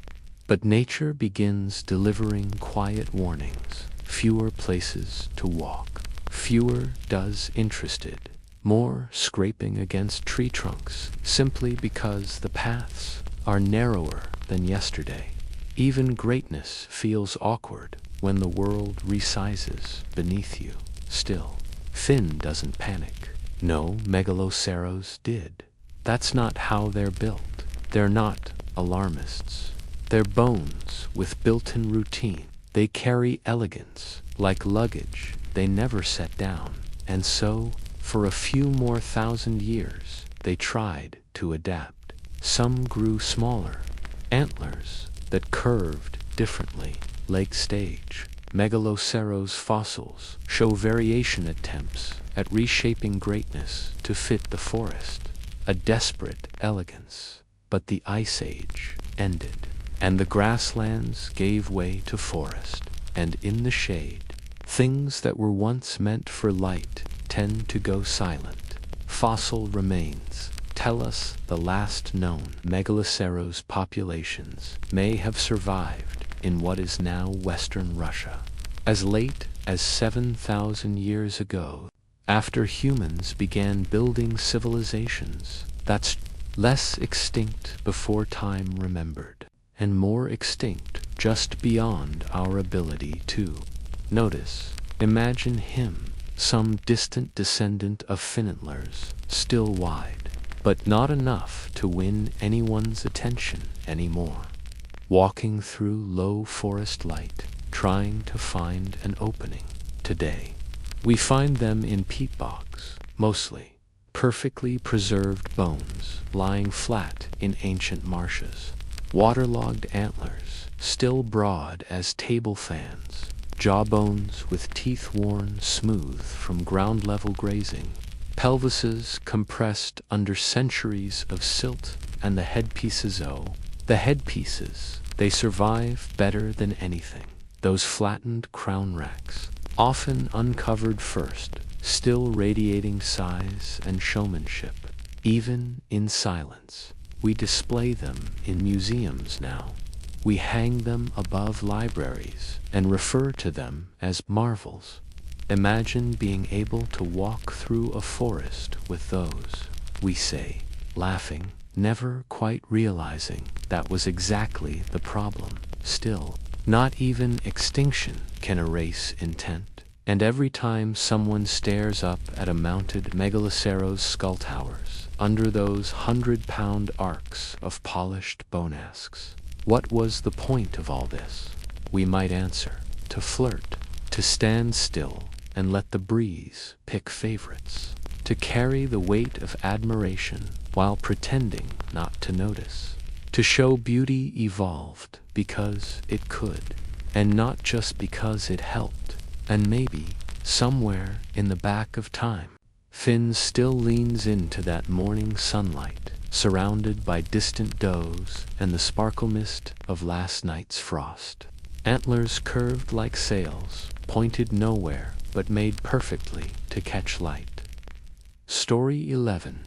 Dunkleosteus, floating armor, and very lazy. Jaw mechanics before evolution gave us sharks with sleek outlines and teeth that suggested ambition. There was Dunkleostea fish, so well armored, and so oddly designed it seemed less an animal and more the fossil records. Attempt at building a tank that drifts.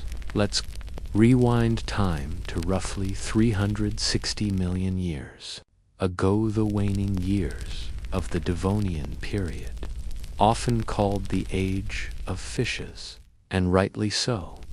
At this point, Earth's seas were brimming with vertebrate experiments, spiny fins, lobed limbs, faceblades, things shaped like surfboards, full of teeth. Life was bold. Life had not yet decided teeth should stop growing inward, and in the deeper, murkier zones of these warm continental seas moves a shadow. Slowly, our story today belongs to Dunkleosteus. Let's name this particular one Tusk, mostly because it sounds dramatic and because he does, in fact, have tusk-like shearing plates where other animals would have sensible mouths. Tusk is not fast. He's not agile. He doesn't patrol the reef like a sleek missile. What he does is float, and sometimes, with very little preparation, open his jaw so fast it creates a vacuum inside his own face.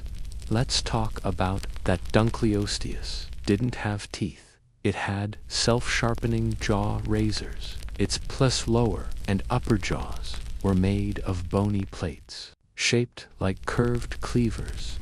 No roots, no enamel, no nonsense. These plates abraded against each other as Tusk bit so every time he clamped down on something unfortunate. The hardness of one plate sharpened the other. What started rounded at birth ended in a bone guillotine, and thanks to the specific mechanics of his jaw musculature, Tusk could open his mouth in less than a 50th of a second. That's fast enough to make a loud, snapping pop underwater pool in surrounding water and hopefully prey via suction cut through bone. Shell dreams immediately afterward. Bite force has been estimated at over 8,000 pounds per square inch, enough to shear through nearly any resistant tissue that time had yet invented. And what did he use that bite on? Mostly other fish. Other armored fish, in fact, because when everything is bony and slow and floating like someone's angry furniture collection, a sharp mouth is a competitive edge. But here's the wonderful contradiction.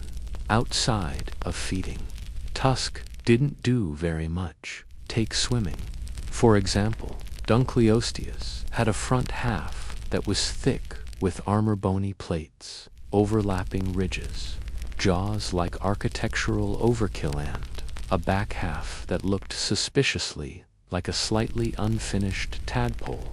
No strong tail fin, no high-speed propulsion, no chase instinct. Tusk was likely a burst predator. He'd float where the fish were hanging out, reefs, drop-offs, coral groves, not yet too stylish, and wait. And when something wandered a little too close, snap, gulp, float again. The average Devonian fish was no slouch. Some had armor of their own. But if you were facing down Dunkleosteus, you didn't worry about being chased. You worried about waking up in its bite radius. So what was daily life like for Tusk? Let's imagine him, one quiet morning, repositioning himself very slightly above a rocky shelf. He's hovering, by neutral buoyancy, mostly. His body carries cartilage and bone in strange ratios.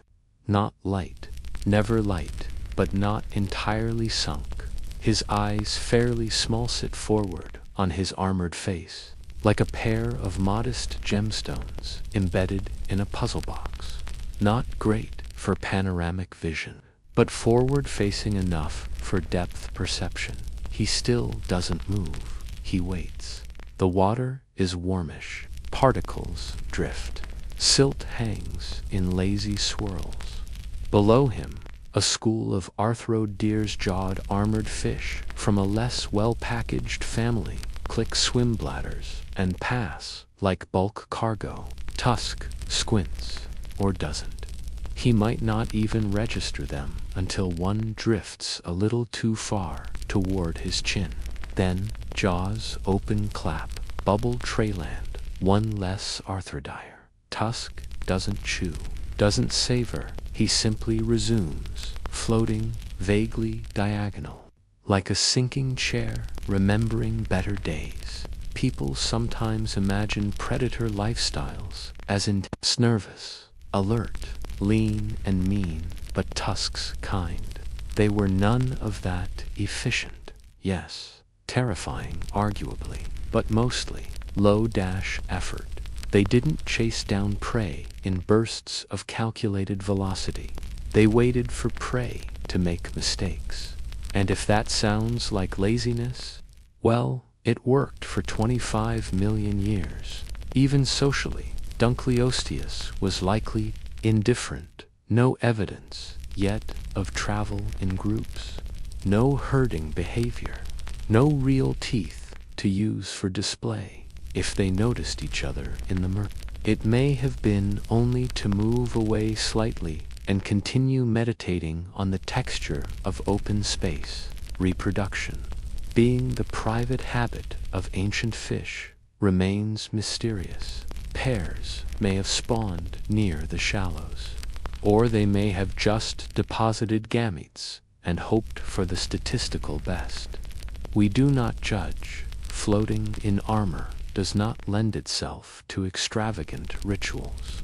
Eventually, vertebrates got fancier, faster, smarter, more tail-driven, gained flexibility, picked up jaws that didn't double as lumber tools, and slowly, Dunkleosteus disappeared from the ocean's vocabulary, not through disaster, necessarily, just through irrelevance. The cost of armor became higher in a world that no longer waited to be surprised. Tusk wouldn't have noticed.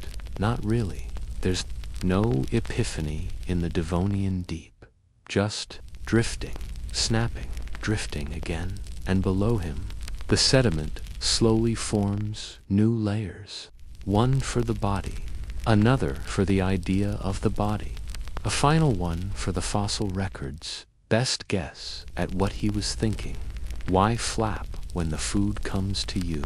And maybe I'll turn slightly in a few millennia, if something interesting happens. Where we last left him, Tusk the Dunkleosteus was doing what he did best, not chasing anything. He wasn't gliding, splashing, darting. That sort of behavior was for softer, sleeker creatures, the ones that turned sideways in the light. Tusk had little use for those notions. Instead, he waits, occasionally yawns, and when something worthy swims into his slightly too large personal space, snap, vacuum, silence. Then the water resets itself, and Tusk floats on jaws, unbothered. Skull as heavy as ancient stubbornness. Let's turn our focus now to that armor bee, 'cause while his jaws do all the marketing, it's his skull and chest plating that really write the story. Dunkleosteus belonged to a group called the Arthrodires Mung, the earliest jawed vertebrates. Their key fashion choice: thick, plate-like armor, especially around the head and shoulders. Tusk's face is essentially a hinged helmet, split down the jawline, with a built-in blade system. Each plate is separate but interlocked, letting the head bend with just enough freedom to matter, but not enough to be expressive. Behind the armor, pure muscle, coiled, heavy muscle strung along a body that didn't taper so much as simply lose interest toward the tail. He's a reminder of an older Arrowwind. Evolution was still experimenting with heavy as a viable lifestyle. Want to protect the brain, wrap it in bone. Want to win fights? Don't fight, just nip someone in half. But here's a question worth dwelling on. Was Dunkleosteus overbuilt? Maybe. But evolutionary success isn't about what's elegant. Sometimes it's about what works for now. And from what we can tell, it worked very well. In fact, the jaw of Dunkleosteus wasn't just strong, it was an exercise in unintentional efficiency. When Tusk opened his mouth, the rotation of his head and lower jaw created negative pressure suction, drawing water and prey inward before the bite even closed. This two-step method suction shear is rare in nature and almost unheard of at Tusk's size. It made feeding dramatically easier. There was no need for aim, really. You just open quickly enough. Once the prey was even near the jaws, the physics took over, and when they snapped shut again, shellfish, fish with armor, even other Dunkleosteus, it all became the same thing. Silence with texture. Now let's talk about diet. What did Tusk eat exactly? Most likely armored fish like Cacostes trilobites, hard-shelled seafloor scuttlers, early sharks. Yes, Tusk would have happily dismembered your ancestors and anything unwise enough to lack an escape plan. He wasn't picky, which made him timeless until time rudely moved on. And yet, for all his terrifying efficiency, Tusk's world was changing fast, at least in geological terms. By the late Devonian, around 358 million years ago, extinction pulses had begun rolling through Earth's oceans. It wasn't a single event, more like a few long, awkward goodbye hugs. Oxygen levels fluctuated, shallow waters cooled, algal blooms in their less poetic form choked reefs. Entire ecosystems blinked out, which, unfortunately, affected creatures like Tusk more than most. Why? Because, to be blunt, he depended on other slow fish in close quarters. His prey were also armored, also heavy, also not built for change. When they died out, Tusk didn't pivot. He didn't switch to agile, fast-swimming targets. He didn't evolve underwater stealth wings. He just didn't have the wiring. And no amount of jaw force fixes a diet that disappears. He lingered. Of course, top predators don't vanish instantly. Tusk's kind probably lasted longer than we think. Scattered Dunkleosteus remains suggest persistence in isolated basins and deeper shelves, even as other Arthrodire species winked out. But eventually, the feeding grounds shrank, the shelves shallow-ed, and Tusk's jaw still suctioning, still shearing opened one day on an empty ripple, and nothing came back in. We don't know what the final Dunkleosteus bite was. A fish, a mistake, a friend. But the last of them likely fell into the same murky beds they once ruled, slow bodies drifting down among silt dunes and decaying reef. And over the eons, those armored faces fossilized beautifully today. When paleontologists unearth a complete Dunkleosteus skull, it looks intact, like it might still move. The shearing jaws ready to open. The heavy plates, as if they remember the weight of water And somehow, even after 360 million years, the fossils still suggest a personality. I didn't need to chase. I just needed to wait. And when I moved, the ocean moved with me. There's no poetry in Tusk's extinction, just the slow handing over of ecological space to slimmer, faster fish with better steering and less of a skull mortgage. But no fish since has had that face, that architectural jawline, those 8,000 sigh musings, that supreme confidence in the art of floating until something lets you end its entire day today. Dunkleosteus is displayed widely in natural history museums, jaws gaped wide to amuse field-tripping 10-year-olds. In papers modeling bite force and mouth mechanics, even in video games, sometimes wildly exaggerated, though honestly, only slightly, and yet, somehow, no matter where we mount or model him, Dunkleosteus always manages to look like, yeah, I'll wait. You'll come closer, eventually. Let's descend now gently, without flailing into the ocean trench of deep time. The world above shifts beyond bone. Continents wander like sleepwalkers. Forests bloom and vanish.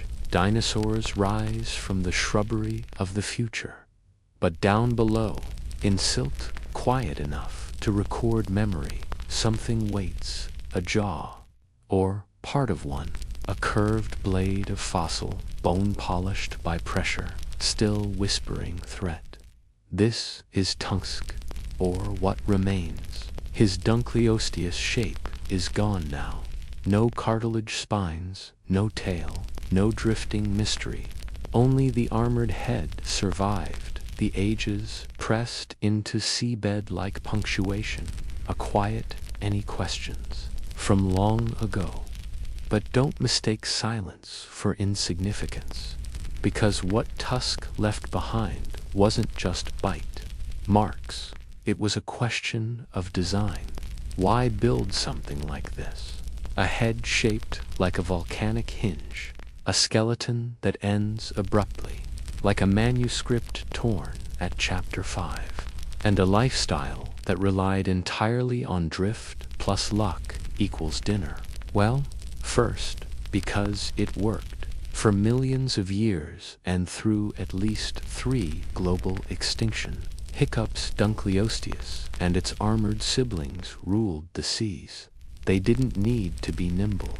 They just needed to be in the right place at the exact wrong moment for their prey. And if they sat still long enough, the world brought them things.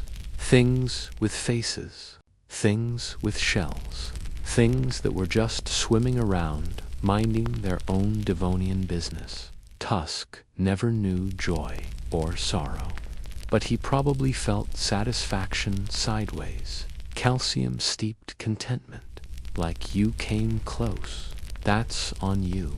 But here's the best part of extinction stories. Sometimes it's not tragic, just unavoidably practical. Tusk didn't suffer. He didn't wail. He died, likely, the moment the last clean bite gave less energy than the bite cost to perform. And after him came survivors shaped differently, creatures with fewer burdens, more fins, better depth control. No helmet sharks arrived on center stage, not because they were better designed, but because they were lighter and didn't need to bite everything in half to make a point. Let's fast forward. Millions of years turn to shale. Sediments stack. Bone becomes mineral, and in a rock formation near modern-day Ohio, a fossil hunter dusts off what they think is a chunk of boring limestone. But then a curve, then a ridge, then the unmistakable outline of a jaw hinge, so absurdly over-engineered, someone whispers, Dunkleosteus, and they're right, not the whole animal. Rarely that, usually just the noggin, the rest, lost to non-fossilizing anatomy. But that skull is enough. Its plates fit cleanly, click together like armored origami designed by a very tired god. And for once, you aren't looking at a dinosaur or a mammal, or even a creature that anyone would cuddle in a video. You're looking at the quietest apex predator in history, too slow to chase, too tough to bite through, too heavy to argue with. Dunkleosteus existed on the principle that if you wait long enough, lunch forgets it has a spine. Modern museums display the full skull's now-jaw agape, as if frozen mid-suction. Kids pose with photo props, holding up signs like "I'm bite" or "Do not disturb." They laugh, they read the plaque, they don't realize just how quiet this predator had to be to float, to drift, to wait for history to walk face first into its mouth. And maybe that's the point of Tusk. He didn't pursue. He didn't invent. He remained until the world forgot how to feed him. And even then, he left behind a jaw so perfect in form, not even the sea could erase it. A conversation ender, a punchline with mass, a paperweight for evolution's first draft table, saying too much, or just enough while it lasted. So next time you visit a museum, or flip past a sea monster documentary narrated by someone very serious, and they mention Dunkleosteus, remember Tusk. He bit before teeth were fashionable. He waited before stealth meant shadows. He drifted until drift stopped being cool, and when he vanished, he didn't scream. He clicked his jaw shut and let the sea forget. Story 12.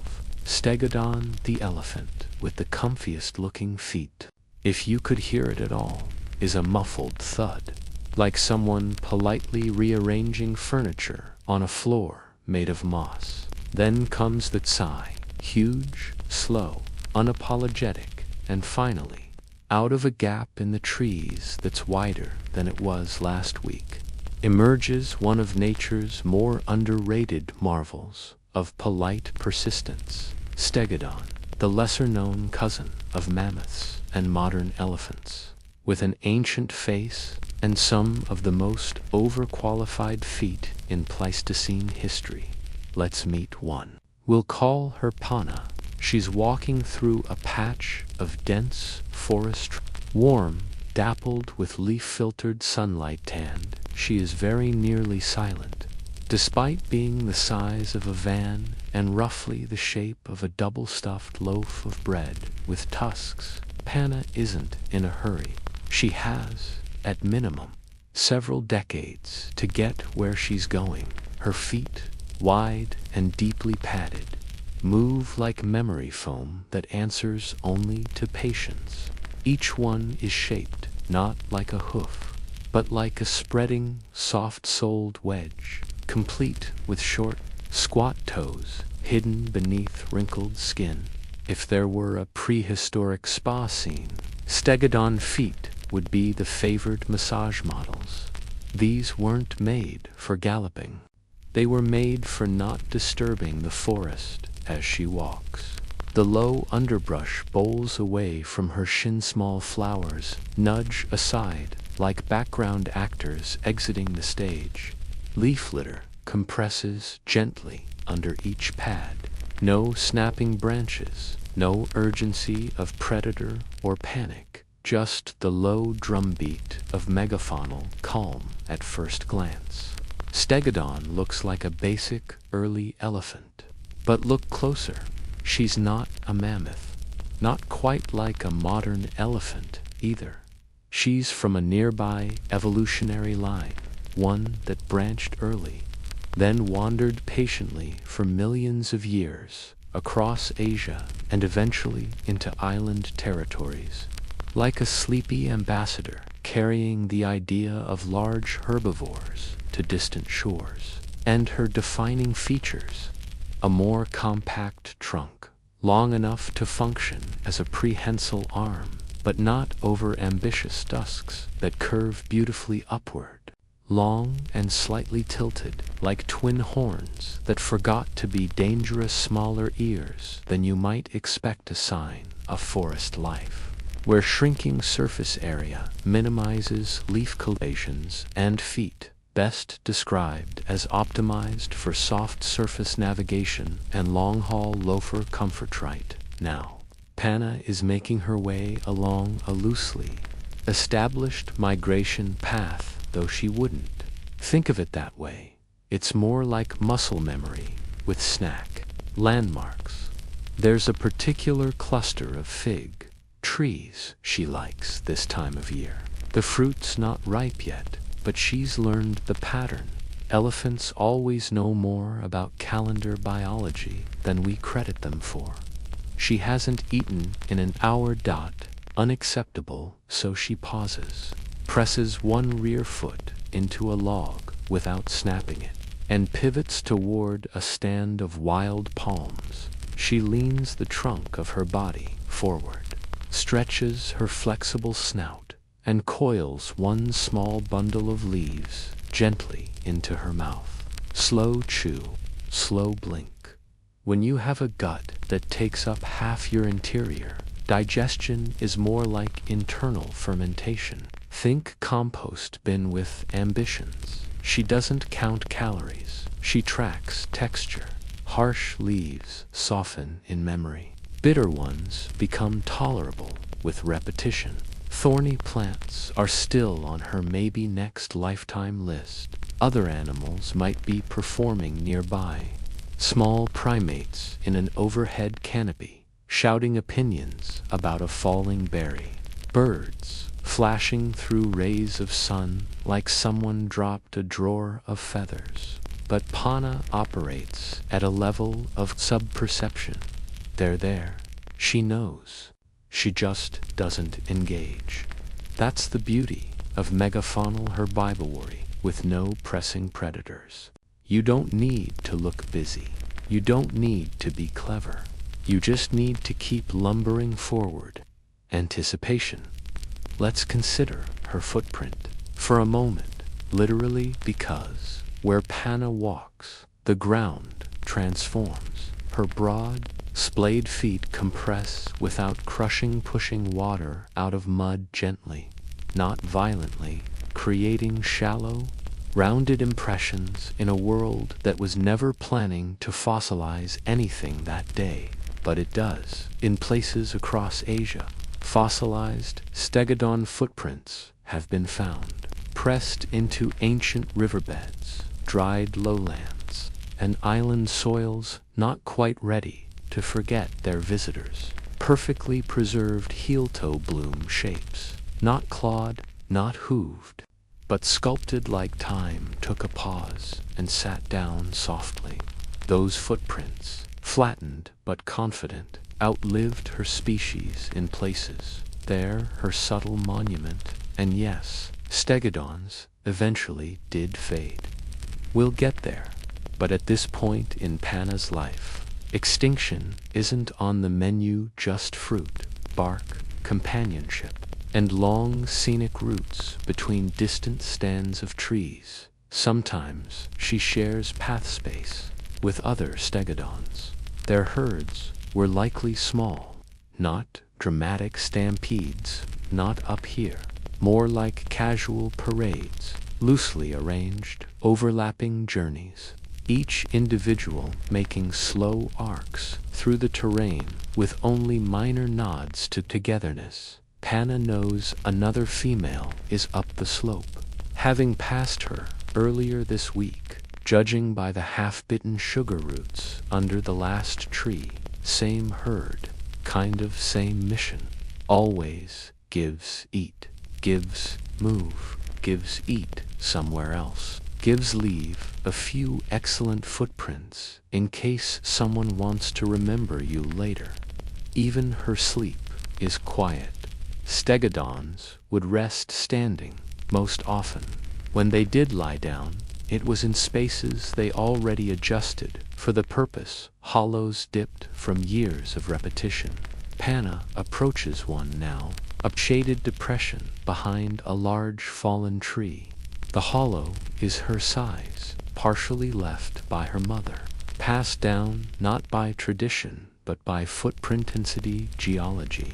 She turns, once, twice, lowering carefully, tusks gently angled so they don't catch on debris, and then she exhales, still chewing, still aware. But down. Compression silkens the base of her feet. We imagine it feels good. There's nothing in the Pleistocene quite as luxurious as being large, tired, and off all four legs for a moment. Even the forest gets quieter with her stillness. If wind had toes, it might take off its shoes in her presence. Tomorrow, she'll rise again, eat the leaves 7 meters above the heads of most animals, drift toward the fig trees, cross a path she first walked in youth, and add one more perfect footprint to a world that, even now, remembers how she walked.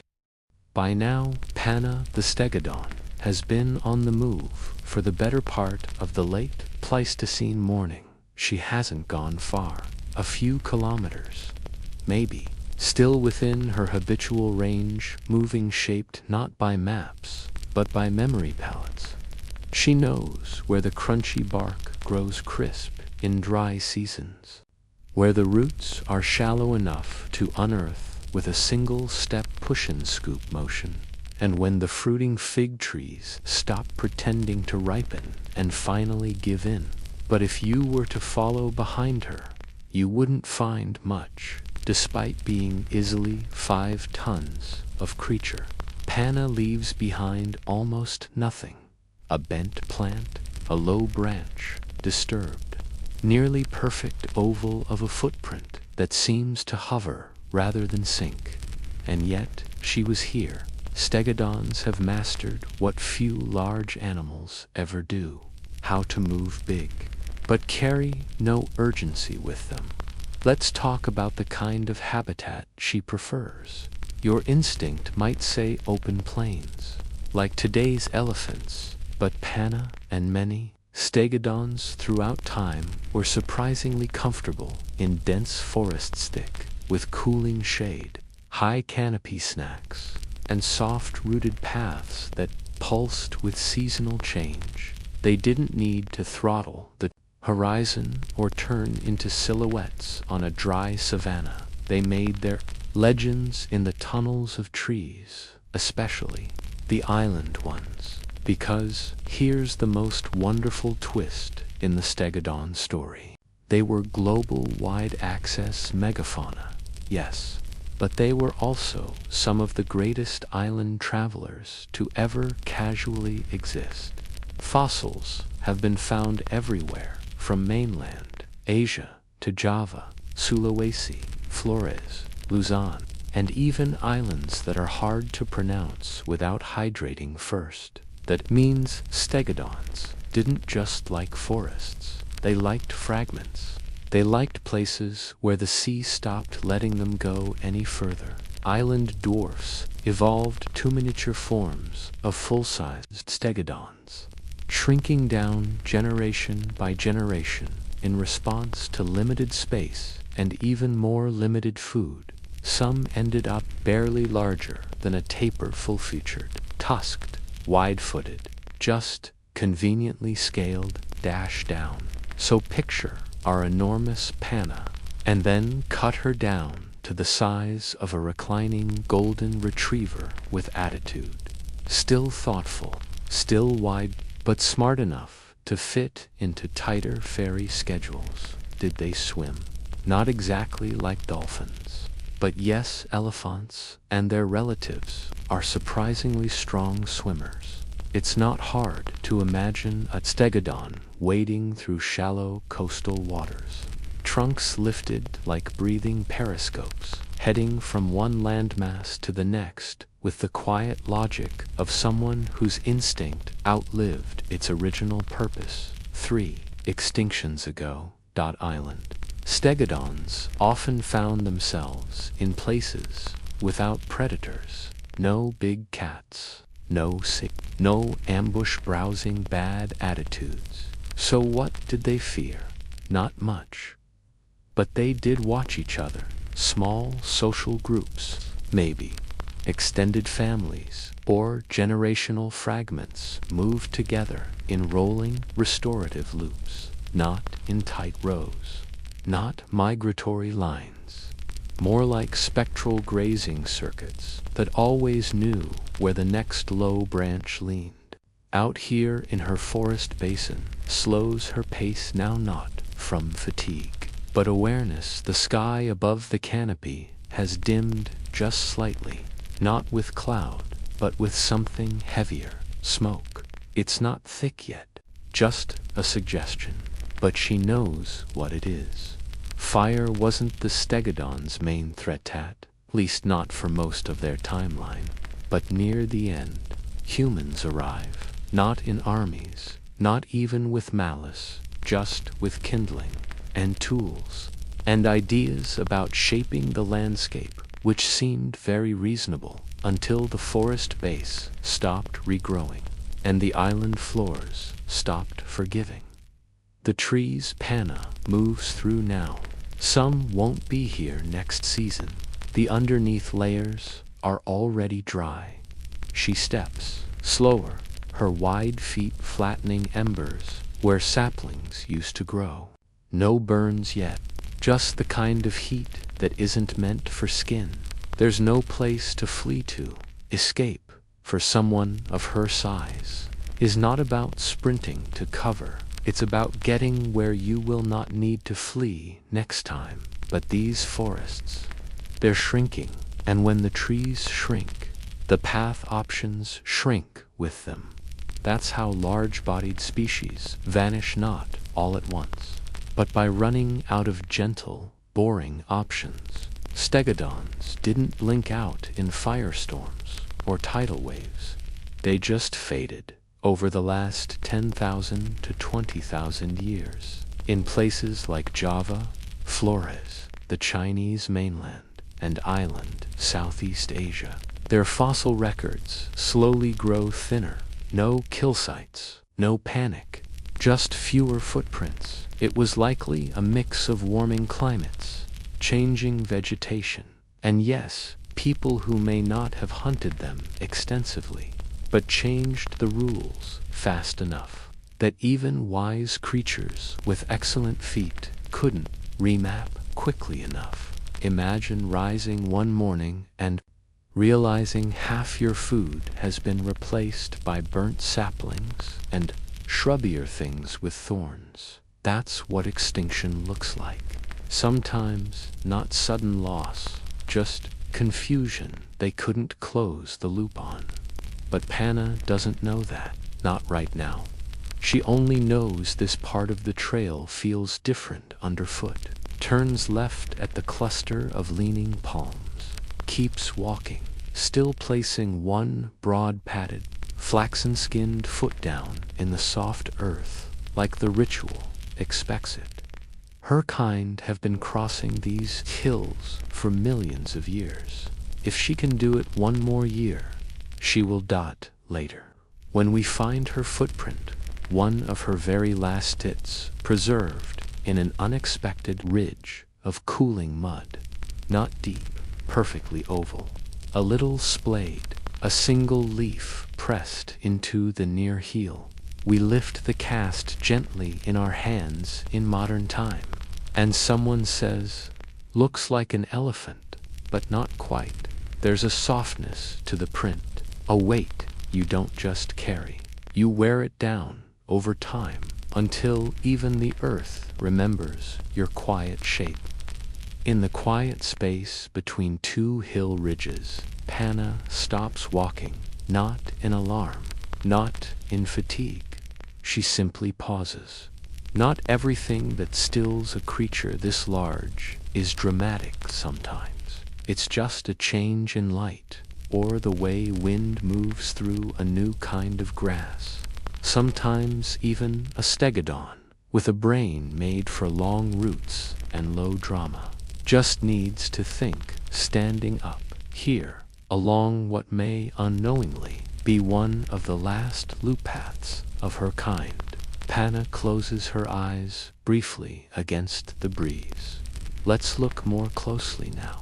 Most of her forest is still standing, but the margins have shifted. The edges are patchier trail openings that once meandered, gently now empty into confusion. There are new smells to ash, dog, strange meat-cooking smoke from somewhere she never foraged before, and no other. Stegodons have passed this way in weeks. Once Panna could follow dozens of overlapping tracks in soft dirt layered, like slow script, roots braided with half-memories of older legs, tusks brushing saplings, young ones' smaller footprints trailing to the side.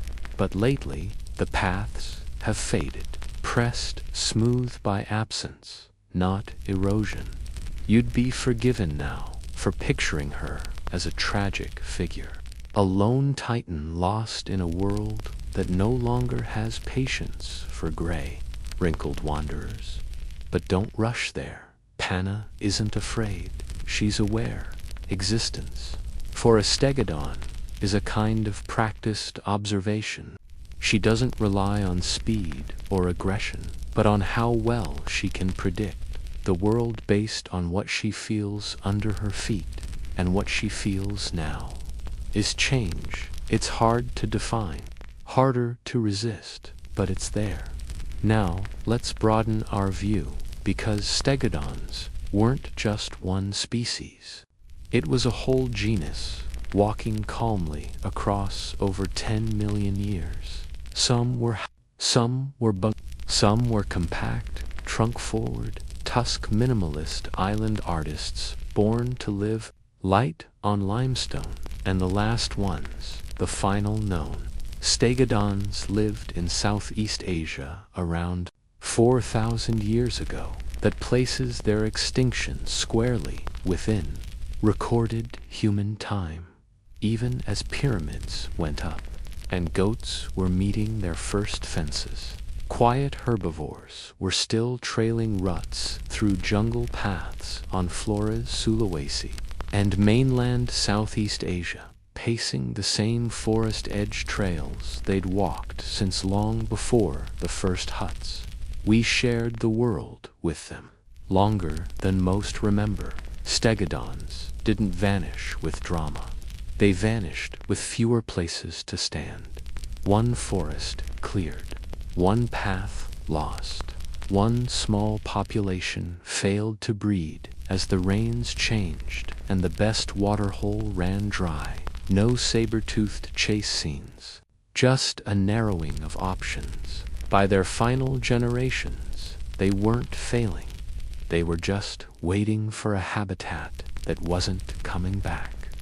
Tucks their giant, soft-soled feet into the soil one last time, waits, and eventually doesn't step again today.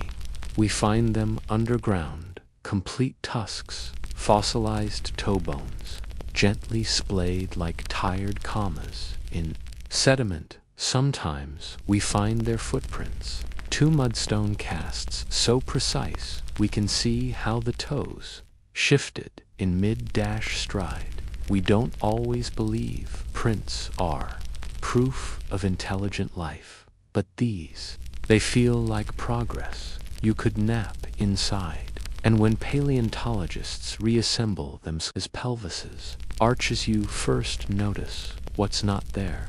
No claws, no fangs, no armor, just wide hips, gentle ribs, and footpads that imply grace under great mass somewhere in a museum today. A visitor stands before a stegodon tusk. They tilt their head. They lose track of its length as the display curves outward, slightly higher than necessary. basking in artificial afternoon light beneath it. A resin footprint offers quiet contrast. More people point at the tusk, but it's the footprint that holds the story. Because stegodons didn't shape their legacy through dominance or loudness, but by walking gently enough for deep earth to remember the exact size of their silence. We end now, with Panna lowering herself down one last forested ridge somewhere, near what will eventually become a hiking trail.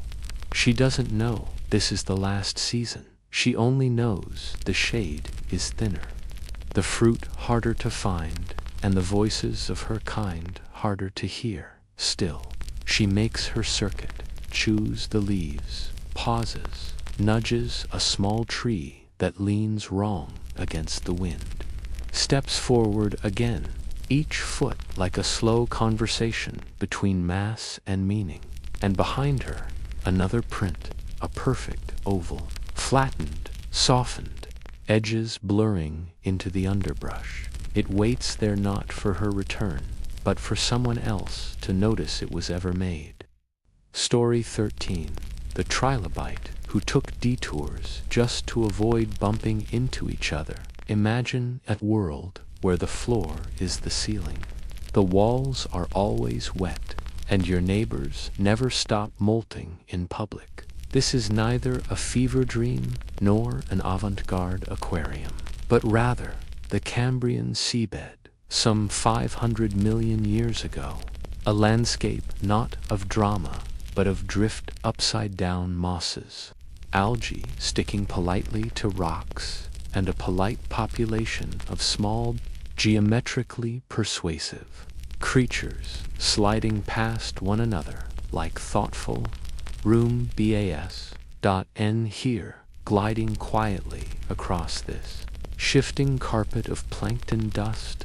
Silt comes a creature best described as an early overachiever in understated excellence. Introducing the trilobite. Let's meet one in particular. We'll call him Wex. He is not uncommon, not dangerous, not in a hurry.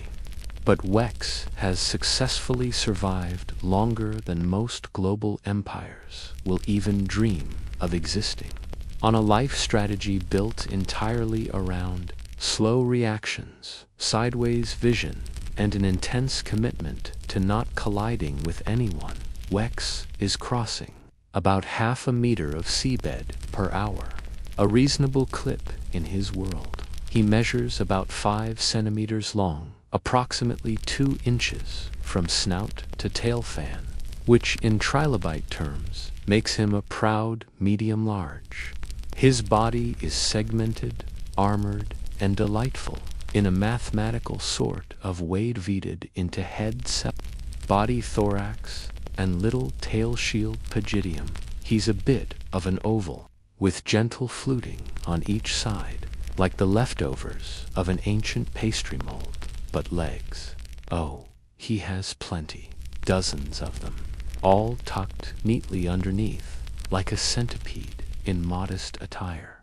None for show, all for subtle Laudark motion control. Wex doesn't rush. In fact, he actively prefers to move around things he could go over. Let's say there's another trilobite in the waybox, size L, probably heading to the same feeding grounds. Wex pauses, tilts slightly to the left, retracts a few legs, advances 12 others, and performs a maneuver so slow, so gentle, so bizarrely courteous, that it looks from above like a slalom course for a particularly introverted curling stone. There's even fossil evidence for this kind of behavior. Geologists have discovered trilobite trackways called crucianinin, ancient seafloor mudstones from places like Utah, Morocco, and Newfoundland. These trails show lines, with detours, curved walk patterns indicating one trilobite swerved to avoid another's path. It wasn't a mistake. It was a deliberate sidestep, thoughtful, predictable, the underwater version of two people locking eyes in the hallway and both veering slightly. Without speaking, this isn't just charming, it's evolutionary. Wisdom, by moving predictably and avoiding physical contact. Wex avoids predation. Bumping into someone usually attracts attention. Parasitism conflict over space awkwardness. You might say this is all instinct. And yes, but trilobites weren't stupid. They had esophon, incredibly complex compound eyes, made of calcite crystal. That's right, their visual systems were built from rock, which let them see in multiple directions with extreme durability and decent resolution. Wex sees more sideways than forward. And no, that's not a metaphor. It means he can track who's near without ever turning his little trilobite head, which, for the record, doesn't really swivel. He processes visual data passively, like watching traffic while pretending not to at the moment. Wex's world seems peaceful. There's a diatom bloom downstream. The kelp-like fronds overhead are puffing lazily with undercurrents. The light is faint, filtered through layers of ancient ocean-like dusk, trapped in water. He's approaching a patch of microbial filaments glimmering slightly in the sediment. Edible, yes. Stimulating, not really. But Wex doesn't seek excitement. He seeks consistency. A 500-million-year dynasty wasn't built in a day. And it definitely wasn't built by sprinting into unexpected feelings once in a while. Though his substrate changes. The seabed here was soft yesterday, but now firmer. There's a faint shift in grain size. Someone, perhaps a passing Anomalocaris, has disturbed sediment upstream. Wex adjusts, flexes his thoracic segments, and does something trilobites were born to do. In rolls, he curls his body up, not in fear, not dramatically, just in mild recentering. His head and tail tucks together nearly seamlessly, forming a tidy little armored discus. Many trilobites could do this. It's a key defensive feature. This position can be held for minutes, hours, possibly even days. Wex only holds it for 90 seconds, then unfolds with a quiet leg stretch and resumes his route exactly where he left off. You might ask, isn't that a bit boring? And here is where Wex would not answer, because Wex is very busy being statistically profound. Trilobites appeared in the Cambrian to 521 million years ago and survived until the end Permian extinction to 252 million years ago, a run of almost 270 million years. They outlived almost everything. Why? Because when the world changed, trilobites kept moving respected. Lanes did not cause unnecessary commotion. They molted frequently, yes. They diversified into over 20,000 species. Some swam, some crawled, some burrowed into the wet anonymity of subtidal substrate, but nearly all of them followed the same vibe. Do not startle. Do not be startlable. Wex resumes his walk now, no different from the one he started an hour ago.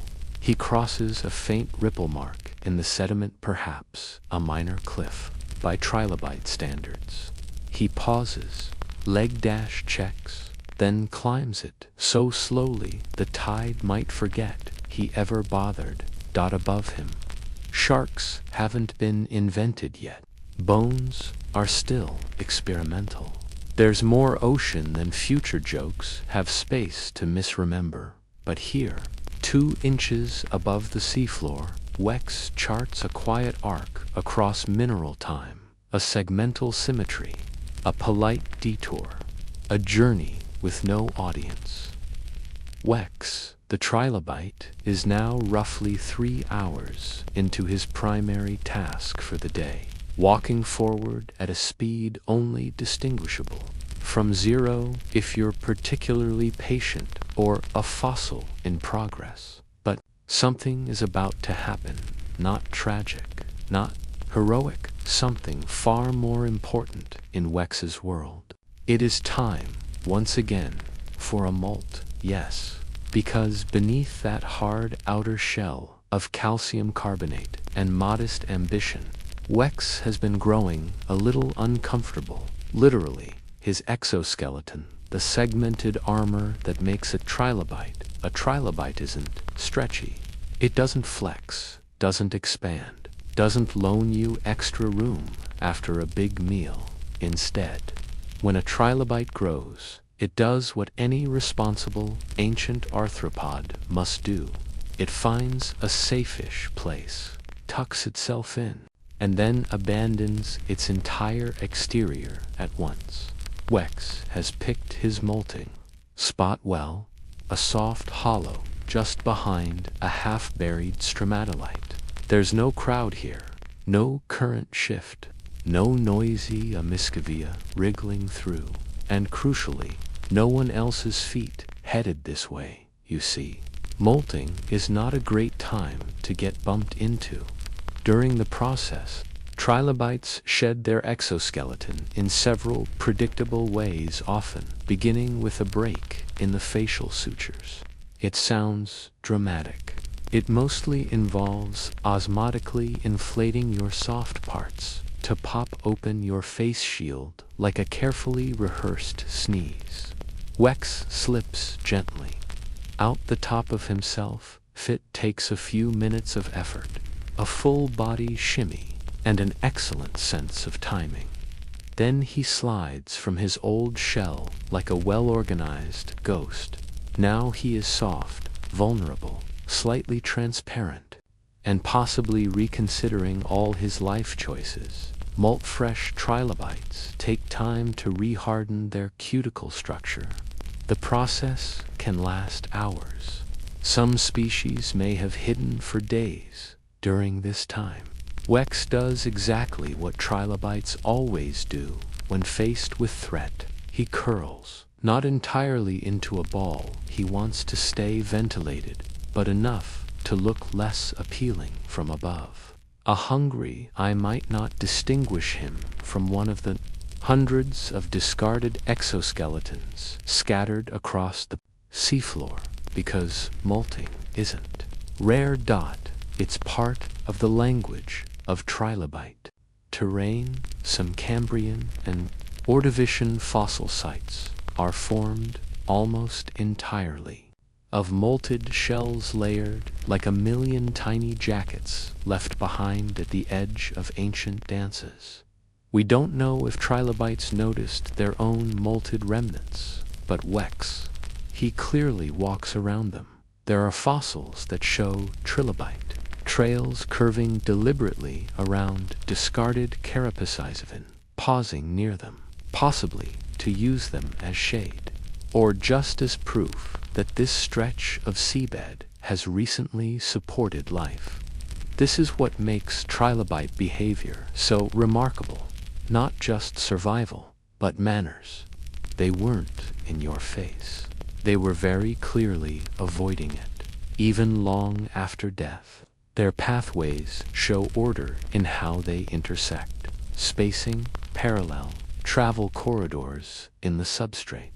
Are we saying trilobites had traffic laws? No, not exactly. But did they instinctively practice marine crowd control? Absolutely. For 270 million years, Wex is rehardened now. His new exoskeleton is still glossia, bit of shine visible if you're within a few millimeters, and incredibly emotionally invested in trilobite fashion. His legs feel springy. He test walks 3 centimeters toward a diatom. Cluster. not bad. No strange aches. No leftover shell fragments to trip over. He's ready to resume the slowest personal mission in history. Cautious forward motion in a semi-random pattern of avoidance and lunch. Let's talk about that lifestyle for a moment. What does it mean to be a trilobite in your energy budget? No sprinting, no flailing, no filter feeding from the jet stream like your futuristic crustacean cousins.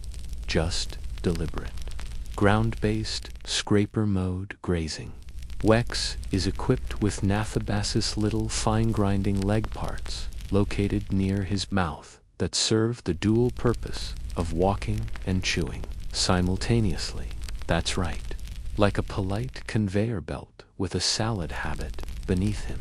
The seabed doesn't resist, of microbial filaments together, forming the prehistoric buffet of fine dining for life without teeth socially. Wex doesn't do much mingling.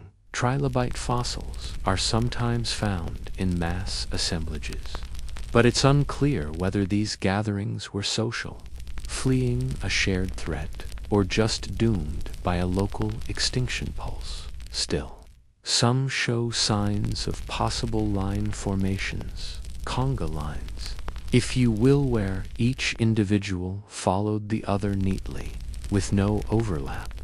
One paper's authors even suggest trilobites may have done this purposefully, not out of affection, just because it's easier to walk in someone else's footprint than carve a new one in soft substrate. Again, efficiency over flash, which explains why trilobites survived for almost 300 million years. They weren't confrontational. They were tidy. They did the homework and turned it in early. Now, with his shimmer dulled and his shell firmed, Wex resumes movement. He approaches a chancy current along the right side of a buried tubeworm's cocoon, rather than risk stumbling over a squishier portion of basalt outcrop. He folds slightly left and follows the longer way.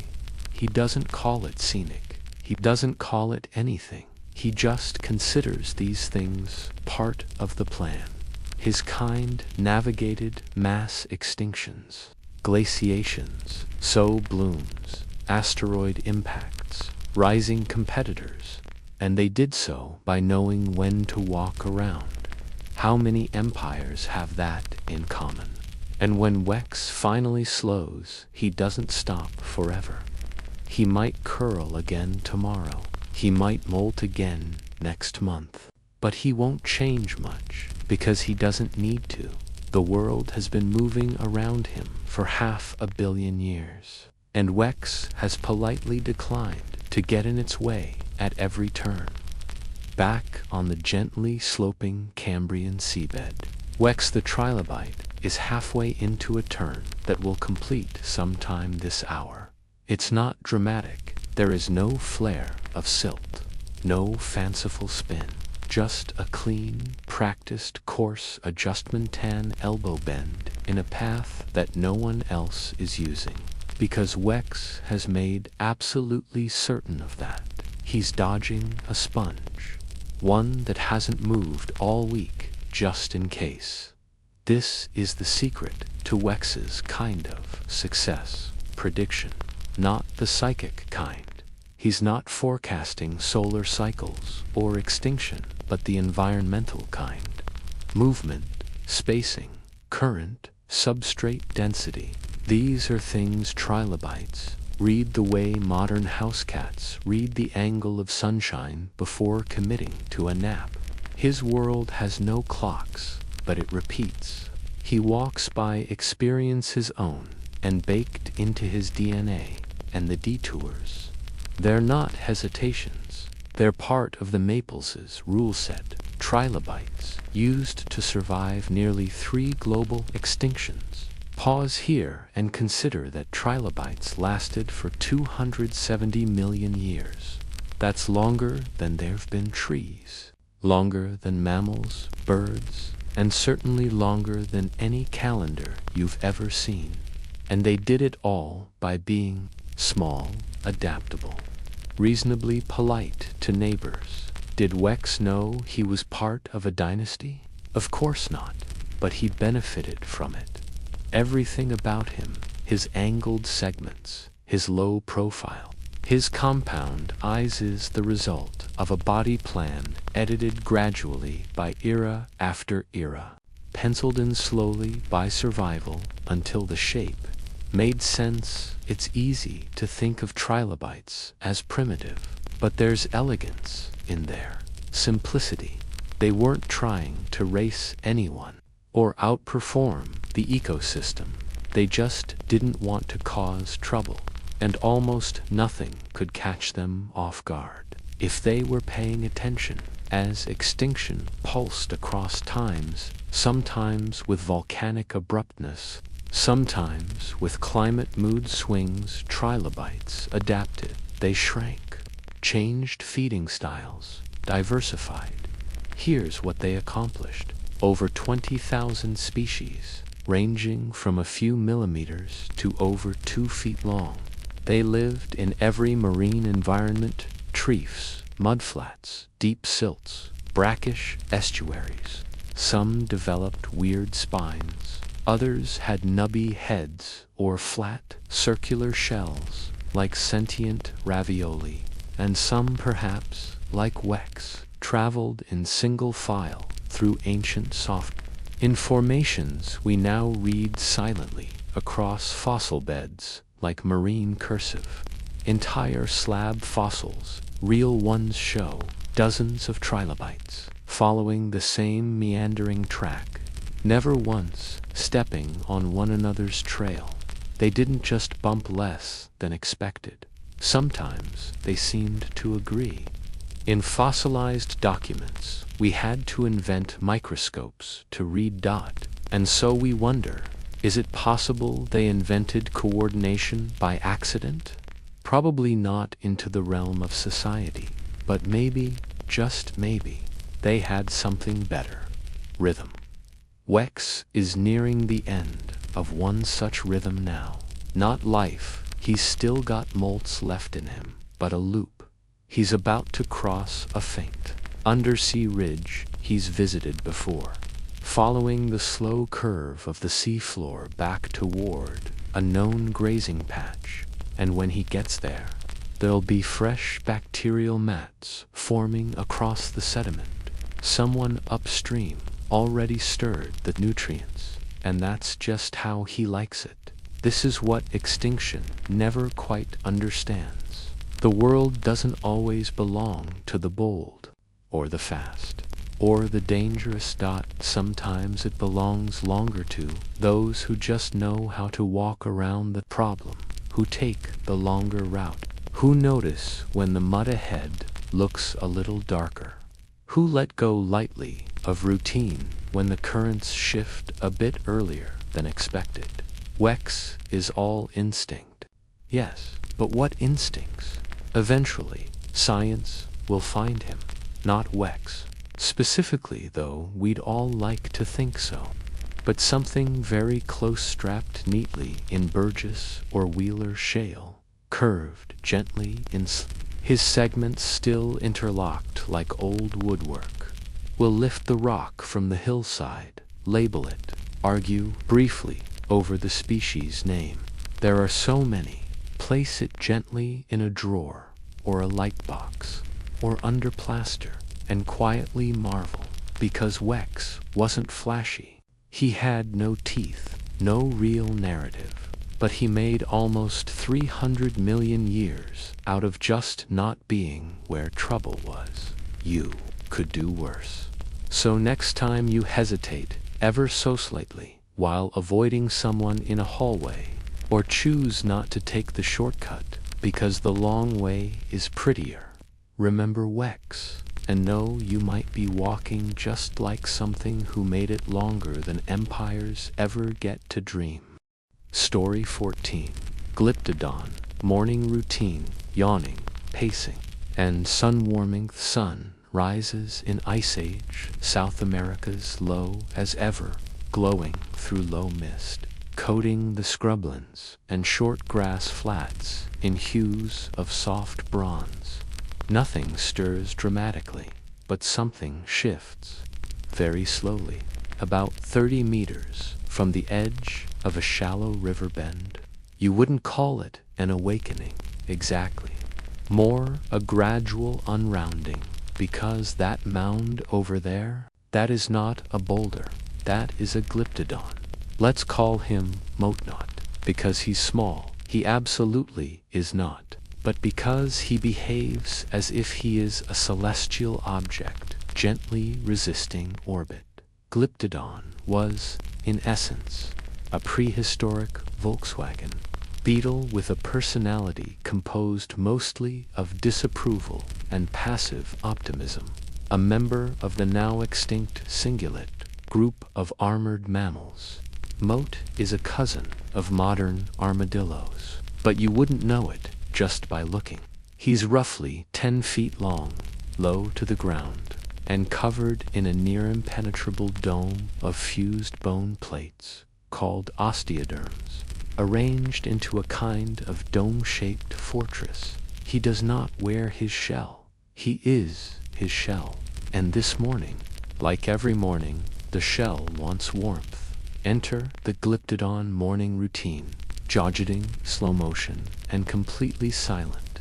The kind of yawn that uses more calories than it saves. Moat's skull creaks slightly. That's normal. Front leg push-up test. He shifts forward. Just enough so neat hand-like claws dig gently into the soil. Stand for a while, not walking, not eating, just standing. Why? Because dew must be evaporated carefully, and also because it feels good to let the sun drape across your backplates for a full 20 minutes before movement. Moat lifts his smallish head now, peering out from beneath his palanquin of bone. His eyes are not brilliant, but they work. His ears flick once. His nose twitches twice. Has a predator arrived? No, but better to check once every decade. Nearby, birds strut. Some perch briefly on the rim of his shell, testing the rules. Moat does not object. He has more important things to consider, like what sort of root clustering his stomach might attempt by mid-morning. Let's talk about that shell. It's not fashion. It's not optional. It's not even particularly flattering, but it's effective. Like a prehistoric helmet you nap inside. It's made of hundreds of interlocking bony plates, all fused into a rounded dome that fits snugly over his backhand, unlike armor worn in later ages. This shell was alive, part of Moat's body, continually growing with him through wear and weather. The outer layer is stiff, textured, and probably, if he were honest, he isn't, a little itchy. He can't scratch it easily. So, once in a while, a dedicated scratching log or low boulder becomes a key ally in the art of self-maintenance. He single quotes LL perform that ritual later today. But first, the slow circle, about 45 minutes after sunrise. Moat begins to pace gently in a wide, 10-meter radius, not far, not with purpose, just enough to check whether any shrubs grew. Overnight, whether the air feels the same from a new angle, whether his back starts to warm more evenly. When walking westward, liptones didn't forage creatively. They were browsers of confidence, poking slowly through shrublands and munching at fibrous plants, bark curls, and whatever root systems were easiest to shimmy free with a foot and a snout. Their bite force, respectable. Their teeth, ever growing, continuously erupting molars, layered like chewing bricks, built not for flavor, but for smushing things that would bore other animals speechless.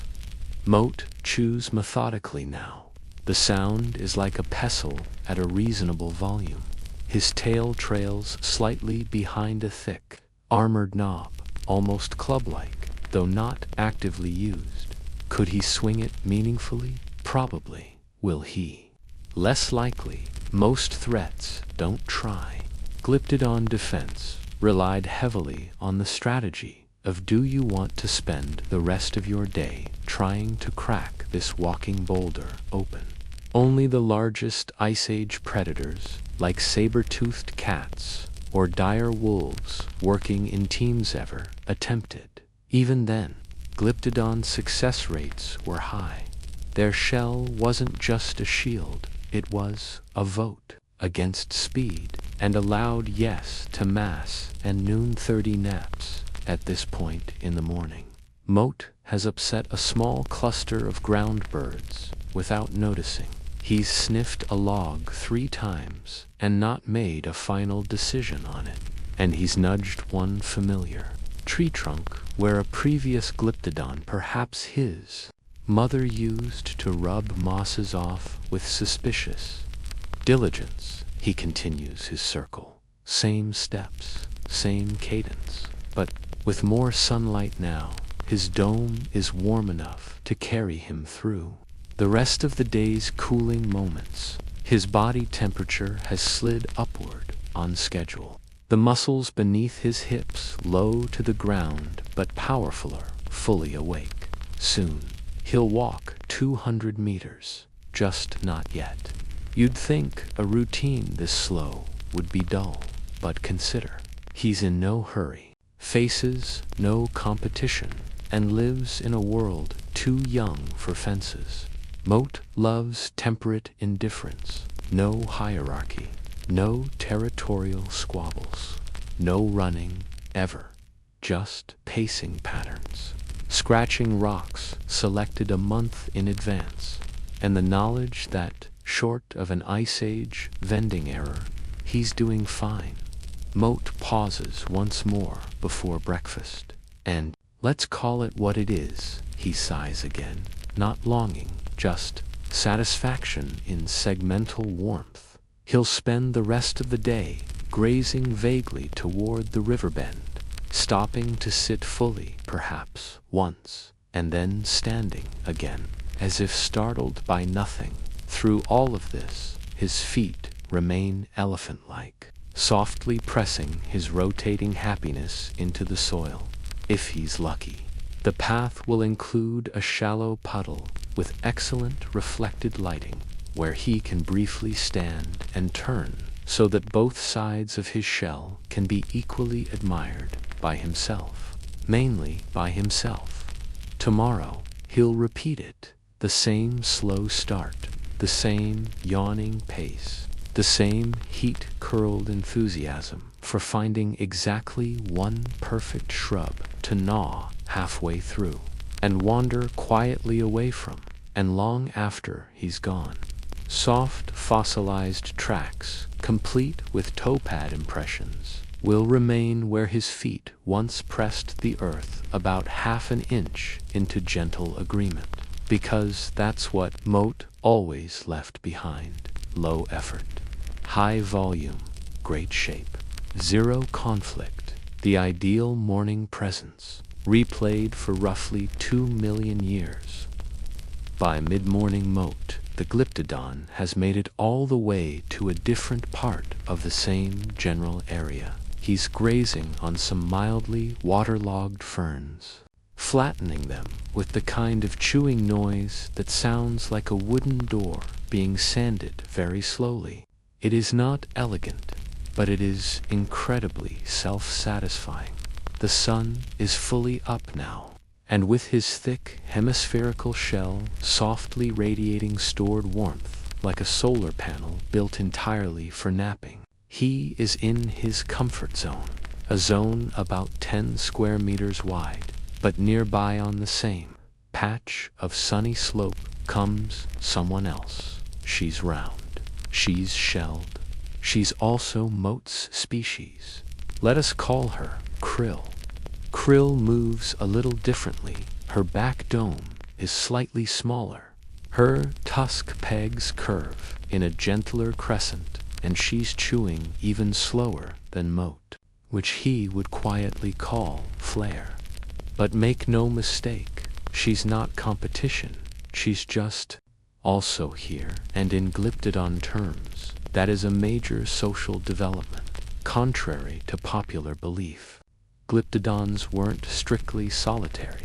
Paleontological evidence, such as overlapping fossil sites, nutrient-distributed dung patches, and matching wear patterns on scratch logs, suggests they likely formed loose, gruffly companionable herds, or at least what we might call non-committal brunch groups. Moat and Krill do not acknowledge each other directly. There is no hello, no vocalization, certainly no physical contact, but they do execute the classic Glyptodon social protocol. Maintain a minimum distance of 3 meters. Graze slightly parallel but not toward one another.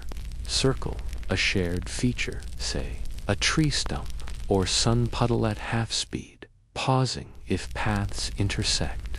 Leave without saying goodbye. It's perfect. A slow-motion waltz of symmetry and mutual spatial respect. No danger. No awkward commitments. Just two bolder beings doing personal growth. Side, dash by dash, side, dot. This incredibly dignified morning continues until something horrible happens. A turtle shows up. A prehistoric river, turtle jagged-shelled, and wildly unaware of nuance, comes trudging up from the water's edge and marches right into the middle of the shared grazing path. No swerve, no slow dash down, just total reptilian indifference. Krill pauses. Alarmed, but noble. Moat watches. One eye raised behind helmeted brow. The turtle continues. Right up to Moat's best patch of untouched fuzzy-leafed shrub. And oh gods, bites it now. Moat has two choices. He could engage. He could swat the turtle with his tail. Ineffective. Messy. He could charge hard to stop. Awkward to explain. And this is what 2.5 million years of Glyptodon evolution has prepared him for. He can shuffle 6 paces to the left, find a roughly similar shrub, and pretend that was his plan all along. He does this flawlessly. Krill does not blink. The turtle munches obliviously and then wanders off at a 45-degree angle, leaving a trail of stubby footprints and low-grade irritation.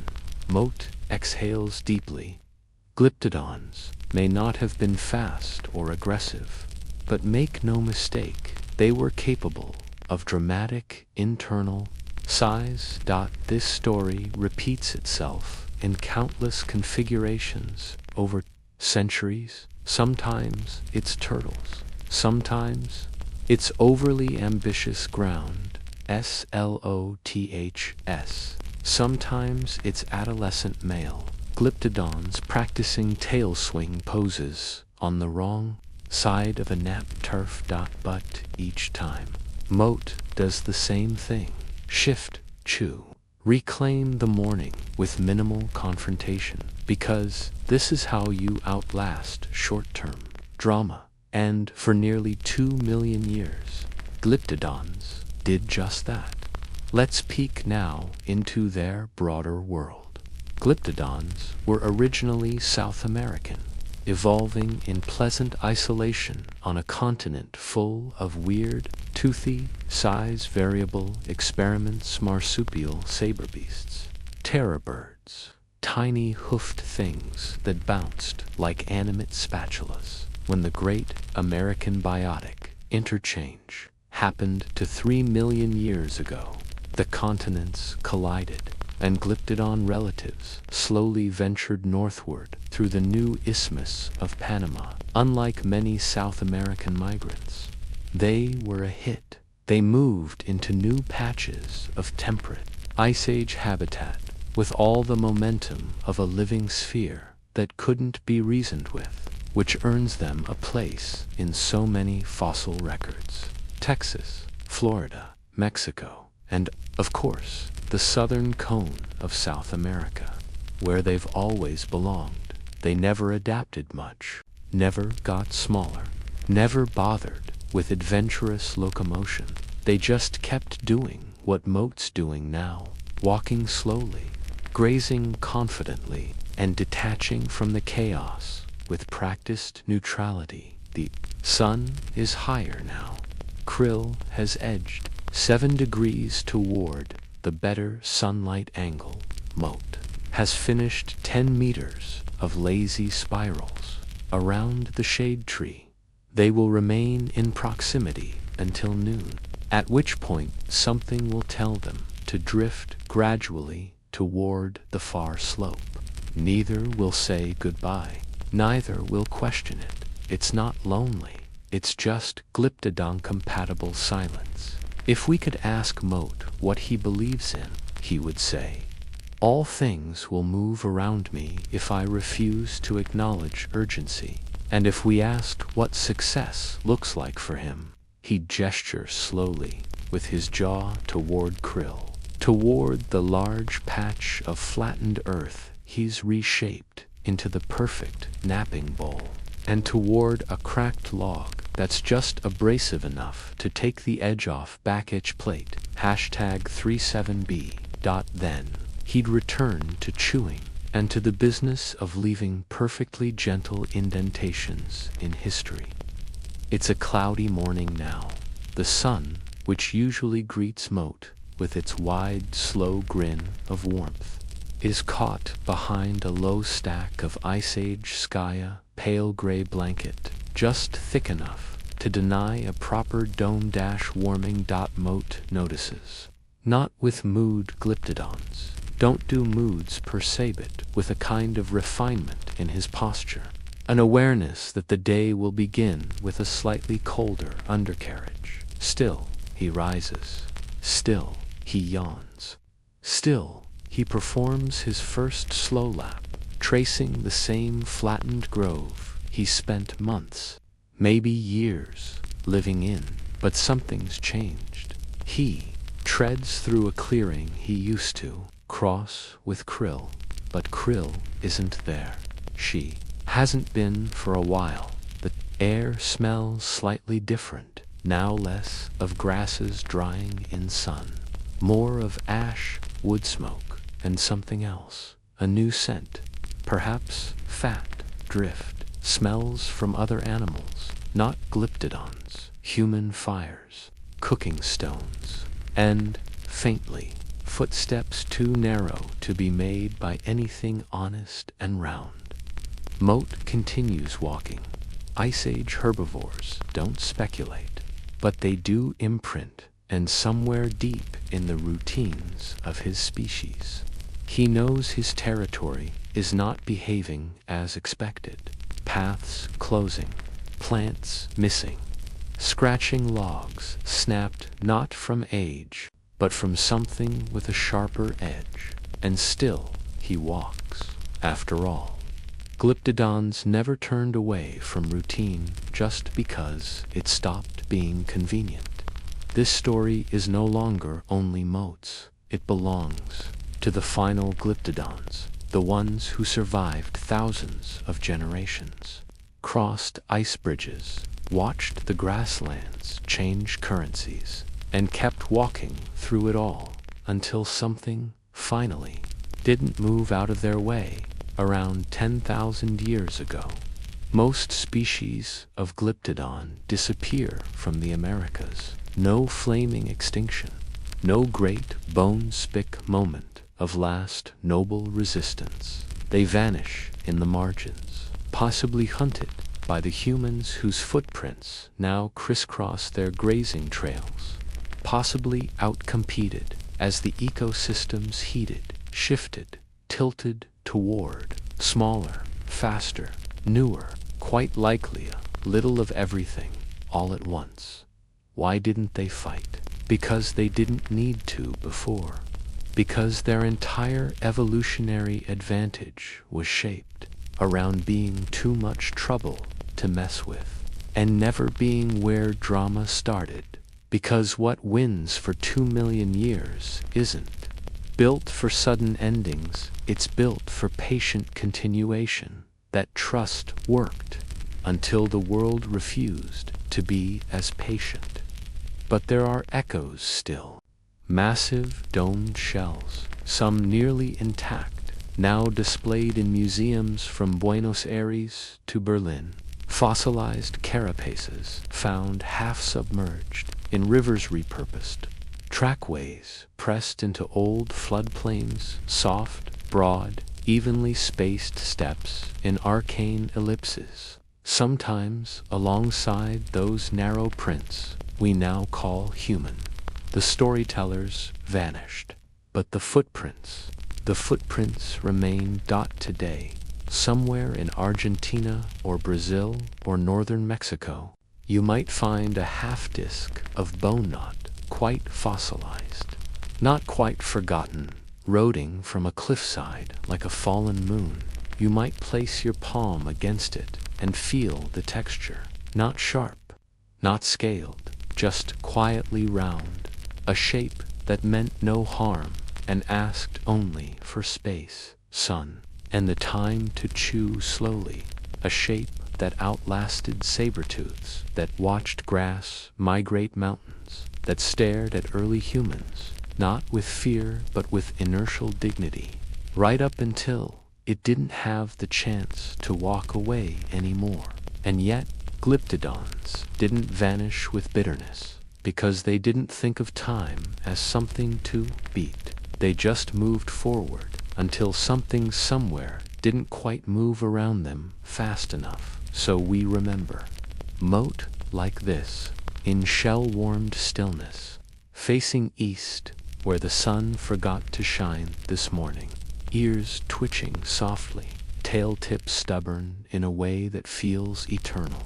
No rush, no roar, just the deliberate roundness of a life spent making every footprint twice, once as a track and once as an idea.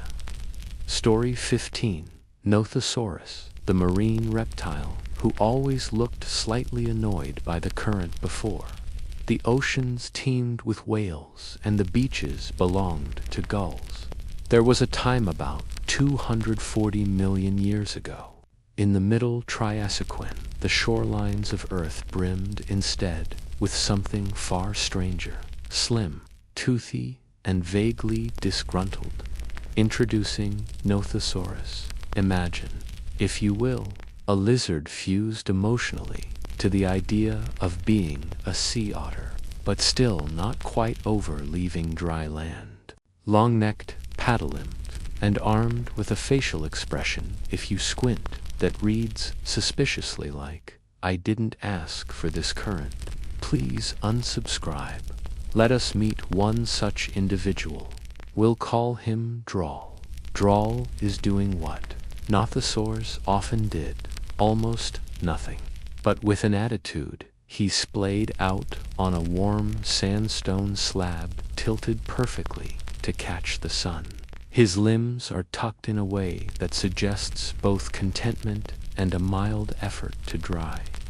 Off last night's regretful swim. Above him, no birds call. Because, well, birds haven't quite happened yet. The only company is the low, steady slosh of Triassic seawater pulling gently against rocks, and the occasional flick of a passing ammonite that doesn't care who's watching. Drawl blinks one large, slightly raised eye and snorts. The crack in the corner of his mouth offers the reptilian illusion of a perpetual scowl. Not anger, just deep-seated marine sarcasm. Let's talk about what Drawl brings to the table. At around 4 meters long, 13 feet, Nothosaurus sat proudly in the small to middling marine predator category. Not large enough to terrify the neighborhood, but far too toothy to be ignored. His body is a blend of compromise, a fairly long tail, useful for flick-powered propulsion body, built low and lanky, made for surface paddling more than open ocean sleekness for flipper-like limbs, not quite feet perfect for half-hearted underwater direction or scooting across slippery rocks with maximum grump hand. Most notably, a head like a flattened vacuum cleaner extension, crowned with sharp teeth and eyes perched a little too high on the skull to look casual. DRALL was built for ambush, not endurance, and in particular, for hunting in shallow water. He was not chasing tuna across far horizons. He was lurking near reeds, near whatever unlucky prey item happened to wander within celebratory snapping range. Today, Drawl is thinking about lunch, which is to say, he hasn't moved in 45 minutes, and may eventually move again in the general direction of a lunch-flavored area.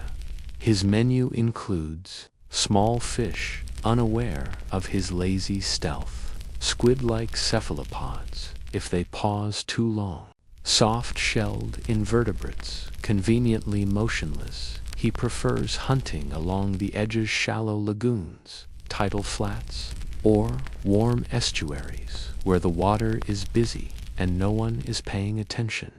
Nothosaurus didn't bite by brute force. He struck by surprise, lunging with a neck extension we might generously describe as suddenly enthusiastic, mouth opening to reveal interlocking, fangs ideal for gripping slippery snacks and saying, "Nope, this is mine now." But today, the tides being annoying, too quick, too loud, waves keep pushing kelp toward Drawls. Snout. He shifts just a little, awkwardly scoots 6 inches toward the higher ledge. And that single slow-motion scoot is the entire extent of the world's most historically overlooked marine irritation response. Fossils suggest that nothosaurs were transitional marine reptiles. They had already left the comfort of land, but hadn't yet figured out what a full-time ocean lifestyle would actually look like. Their limbs weren't perfect flippers. Their lungs weren't optimized for long dives. Their tails had intent, but lacked real follow-through. They had to come back to land, often to bask, to breathe, maybe even to rest after a frustratingly breezy pursuit of a fish that simply turned left at the wrong moment. We don't know exactly how social they were, but evidence points toward loose groupings. Occasionally, fossil sites contain several individuals of similar size, perhaps resting on the same shorelines, shoulder to shoulder, like a lizard version of brunch, where no one speaks and everyone likes it that way. If Drawl saw another nothosaur today, he might look at them, blink once, and return to not doing anything at all. It is the Triassic reptile equivalent of a head nod between neighbors who admire each other's mutual disinterest. Beneath all this slowness, however, Drawl is adaptable. If the kelp stops swirling, if the fish come closer, if the ripple patterns hint at lunch being easy, he'll slide into the shallows like a whisper wrapped in scales. He'll vanish under the surface line, neck extended, jaw open, exactly far enough to let hydrodynamics do half the work. And when the moment comes, snap. And immediately float again. Meal secured. Effort minimal. Satisfaction unclear but implied as the sun lifts higher now. Drawl's body temperature rises enough to consider motion. He resumes posture. #7. Half twist with side eye to the horizon.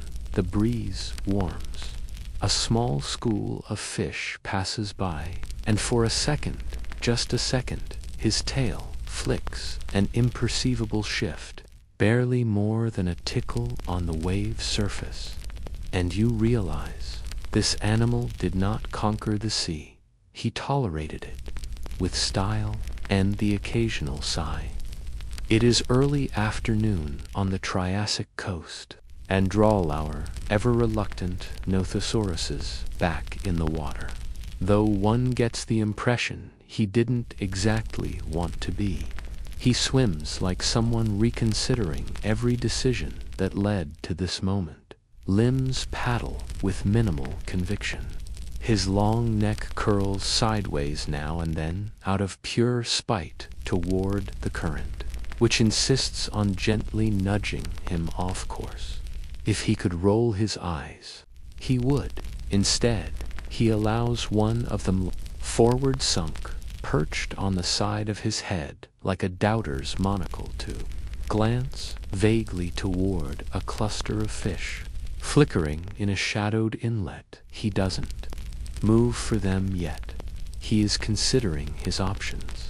Let's pause here to appreciate the feat of anatomy that is Drawl's neck. Nothosaurus had one of the longest necks among its marine contemporaries, up to half the body length in some species, not for fashion, but for ambush efficiency. Here's how it worked. The body stayed mostly still, a floating cigar with flippers. Meanwhile, the head, perched on this noodle of indecision, could whip forward fast toward unsuspecting prey. And this meant two things. You didn't have to fully commit to swimming after anything.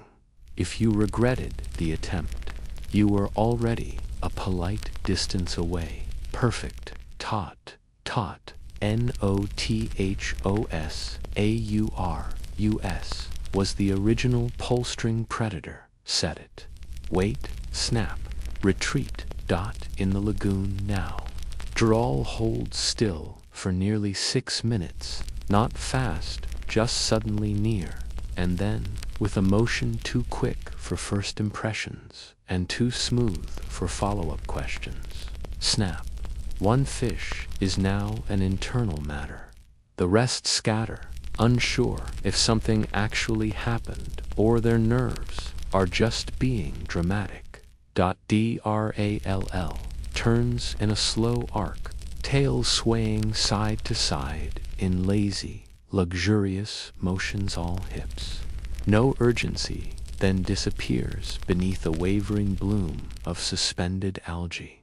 It's worth noting that despite their sea-enabled build, Nothosaurs weren't great divers. They lacked the rigid adaptations of later marine reptiles like plesiosaurs or ichthyosaurs. Their lungs were respectable, their limbs paddle floppy, but their skeletons still suggested trips to land. Regular ones. They likely needed to haul out not once a year, like seals, but frequently, daily. Maybe even by mood. Their bone density was not yet the neutrally buoyant dream of pelagic life. So Drawl swam. Yes, but he also floated, grunted back ashore, and repeated this cycle endlessly, with the same enthusiasm as someone checking the same fridge 3 times a day. No change. Fine, he'll check again later. Later in the afternoon, he clambers back onto a rock, back legs first, front legs follow. Little push, delicate belly drag. He settles in, again comically long neck, bunched slightly, as if carefully coiling an extension cord on wet stone. Drawl doesn't have a nest. Nothosaurs didn't dig burrows or arrange territory. They were more wherever the slope isn't rude. I live here for the next 4 hours types, also. No known parental behavior. Offspring, if live-born or laid, were likely left to their own devices shortly after hatching, which means baby Drawl, once popped into the world, took one look at the ocean and thought, that seems deeply noisy. I will consider it after a sun nap. Let's not forget their competition. By the middle to late Triassic, oceans were getting busy with ideas. Early sharks, other marine reptiles like placodonts, shellbiters, and ichthyosaurs actually invested in swimming, and invertebrates, galoramanites, corals, and other daily hazards masquerading as snacks. Nothosaurus stayed afloat literally and economically by not overdoing it. He focused on medium effort, predictable prey, floating platforms with decent angles, and never fully evolving into a committed ocean dweller.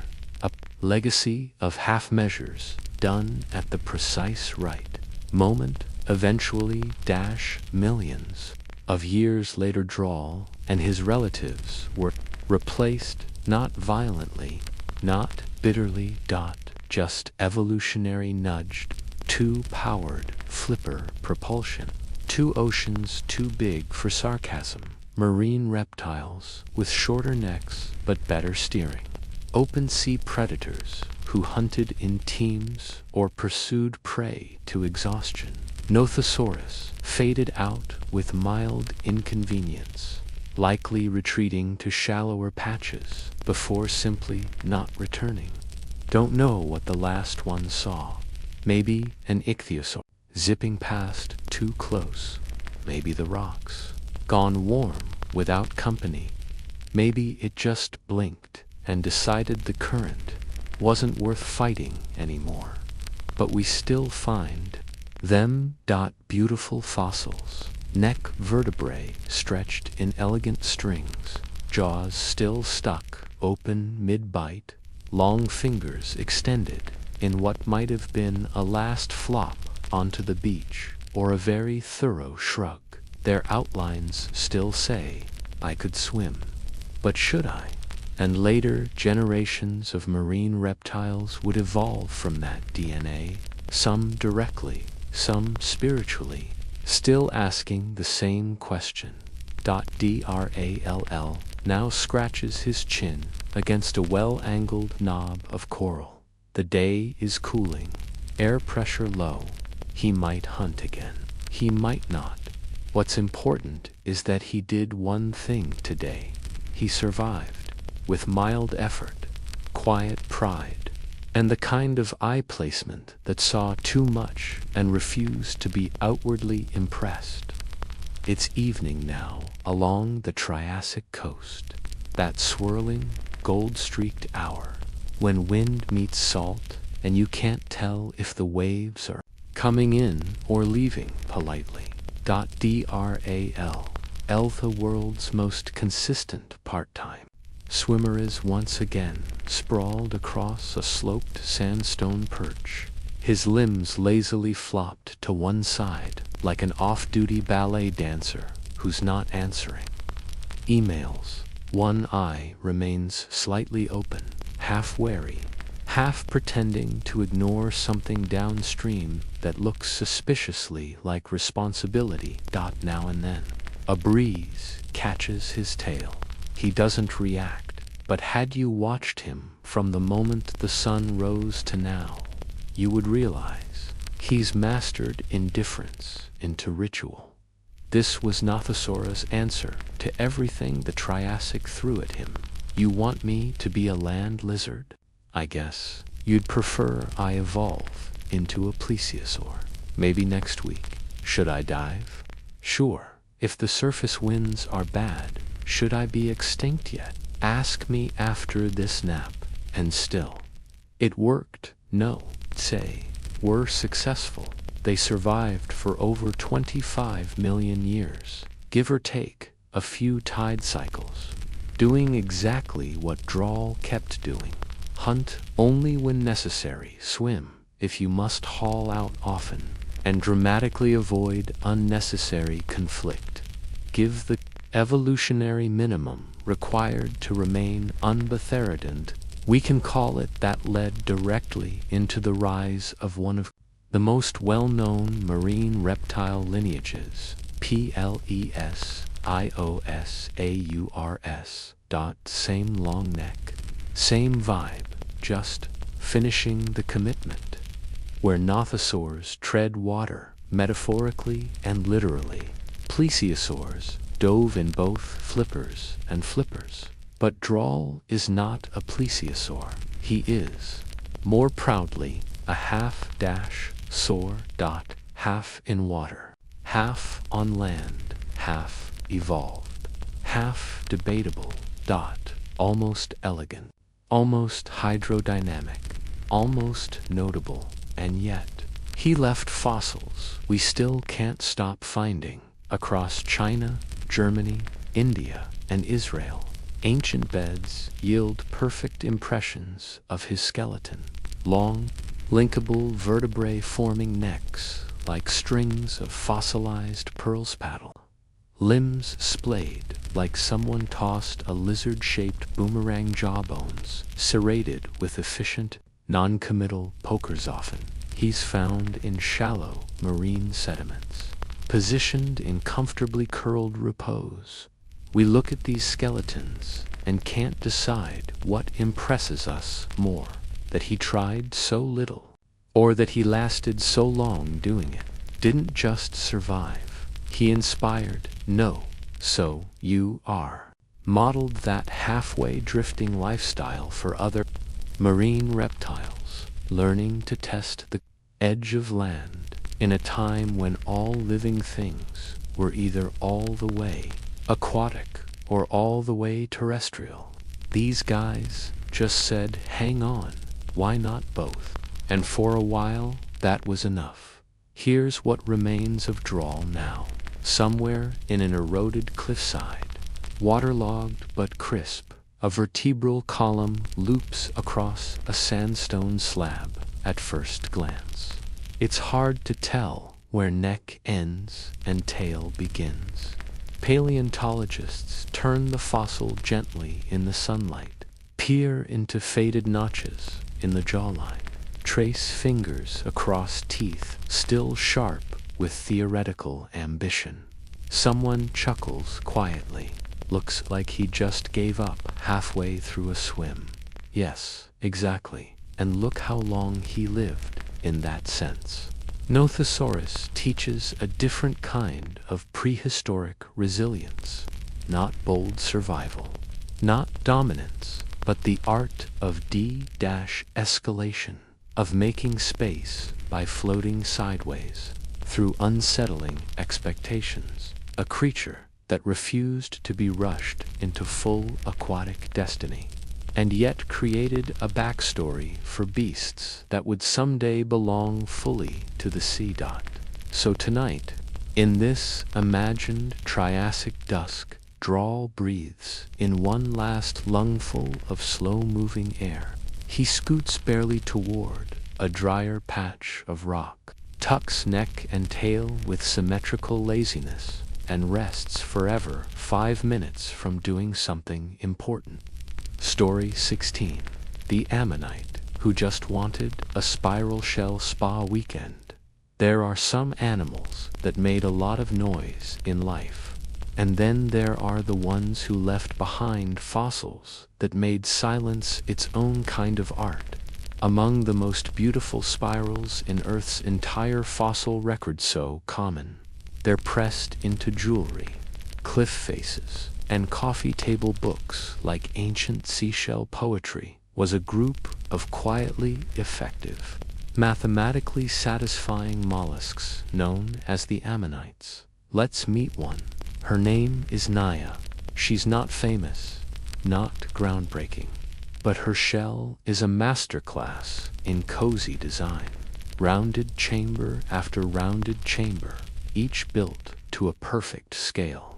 A living logarithmic spiral grown from the inside out, like architecture done by feeling.nia, lives in the open ocean. Let's place her in the warm waters of a shallow Cretaceous sea. About 80 million years ago, the water here is clear, but not empty. Sunlight trickles down in soft columns through plankton swirls and drifting silt. The nearby current brushes ancient plants that have yet to invent jealousy.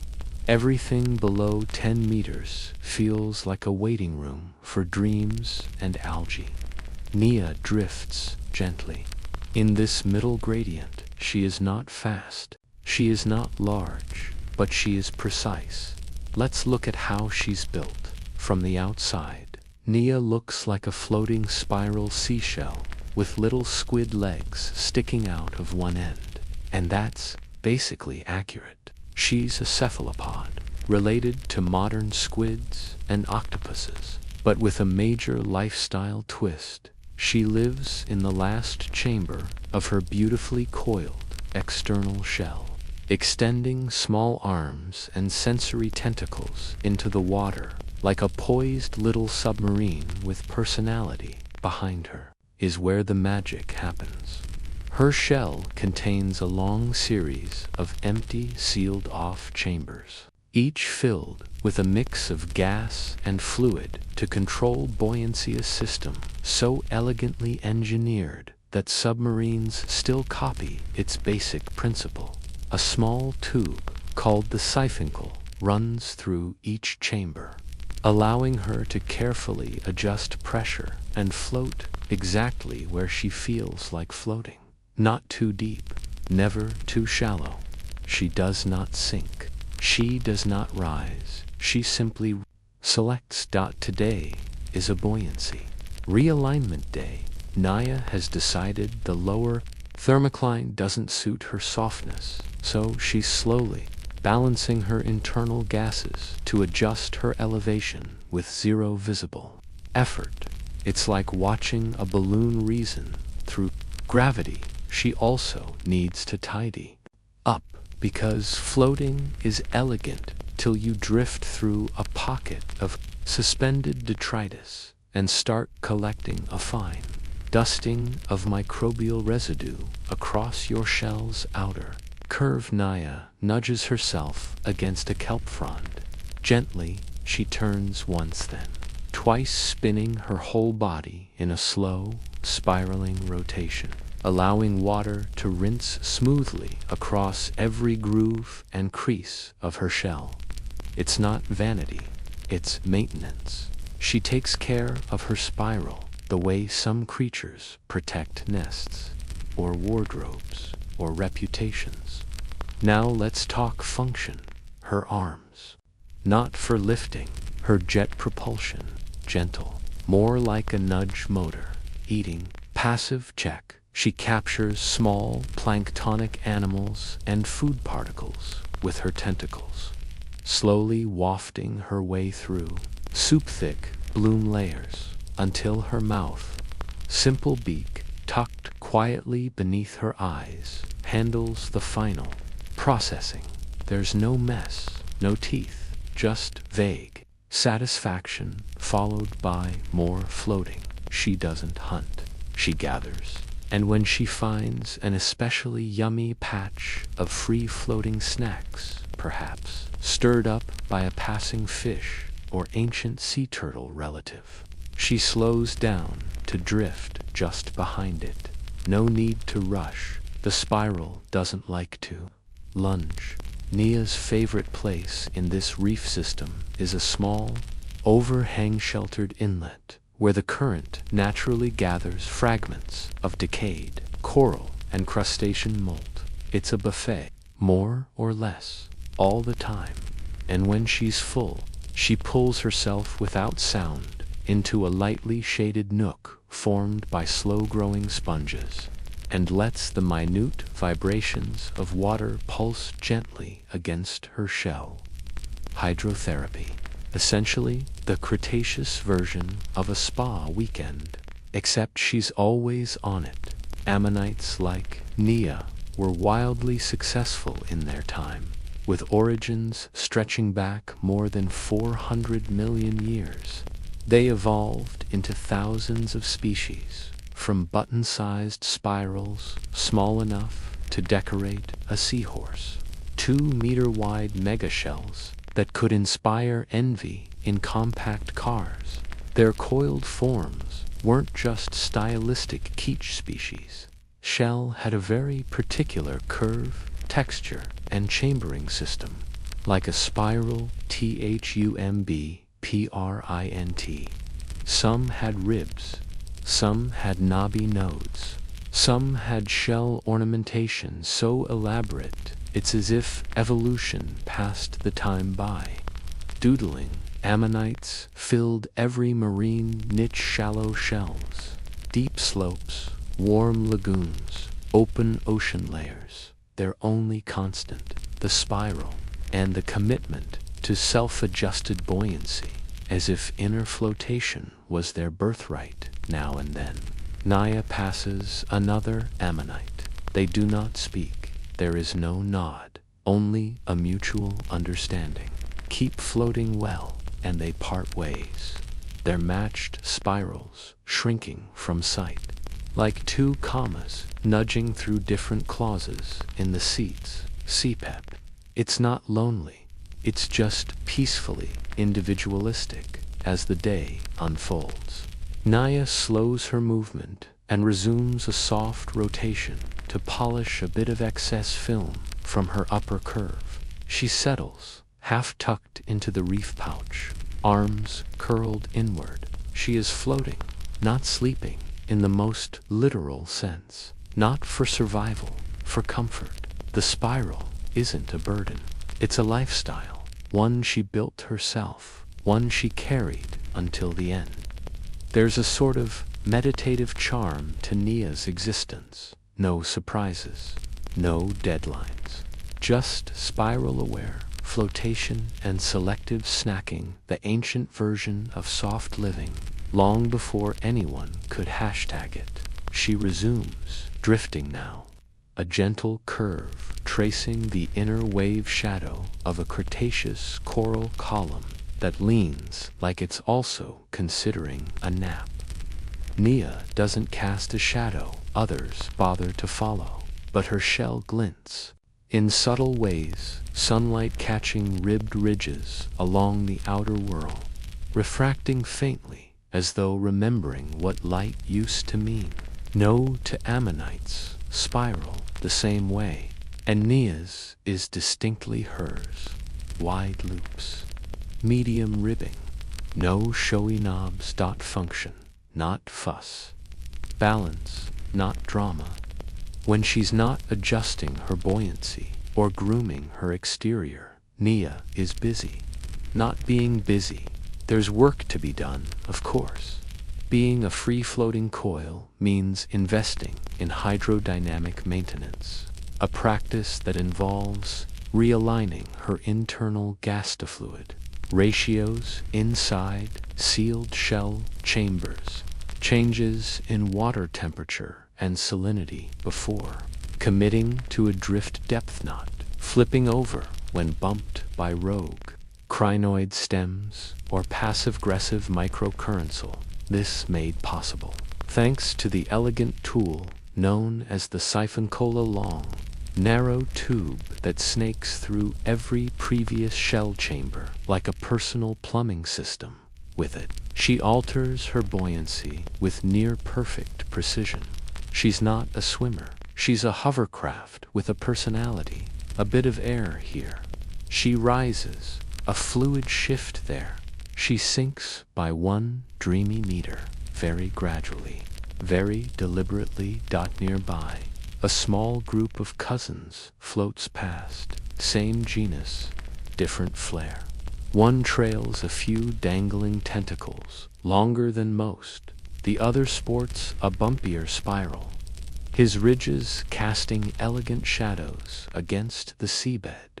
They do not say hello, not because they are rude, but because the water already carries everything worth knowing. That their orientation shifts slightly as they pass each other out of courtesy. Spiral etiquette. Proximity tightens the water's motion. Nia shell spins a little in response. She lets it. Why fight the flow?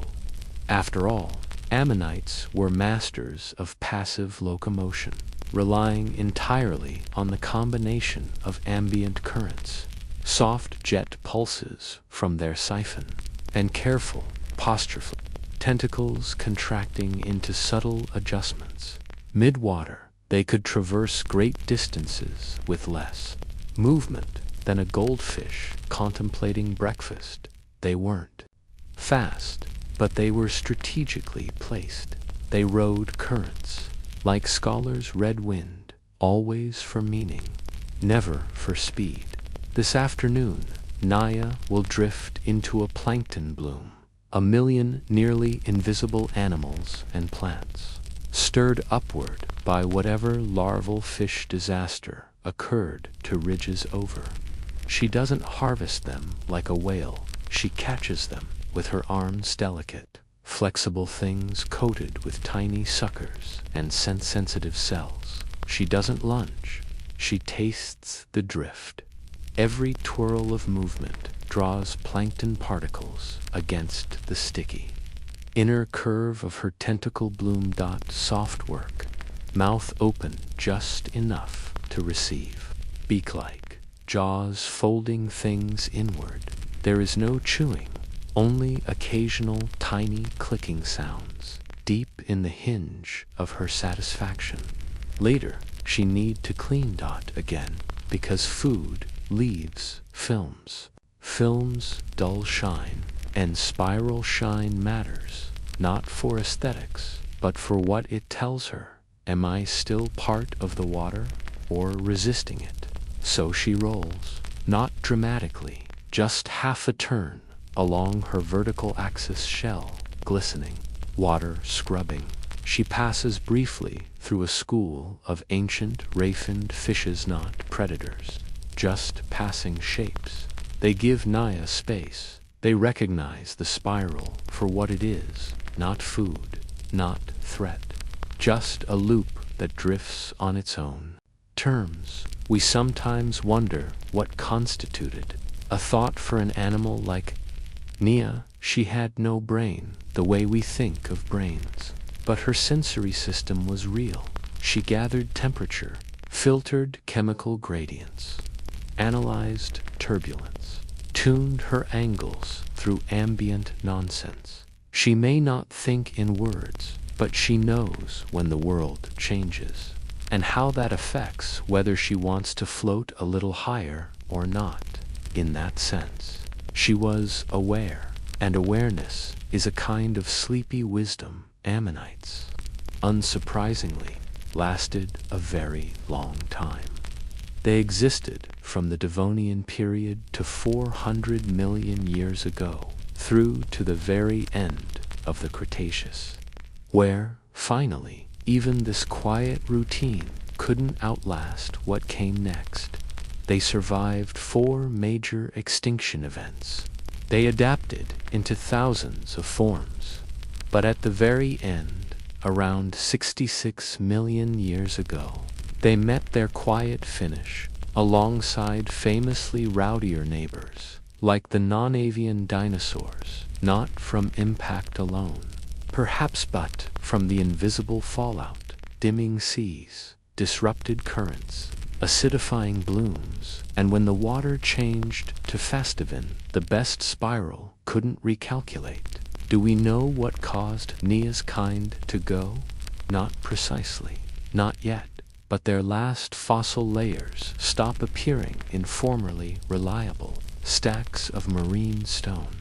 Their spirals cease in midriff, chambers unfinished, nothing violent.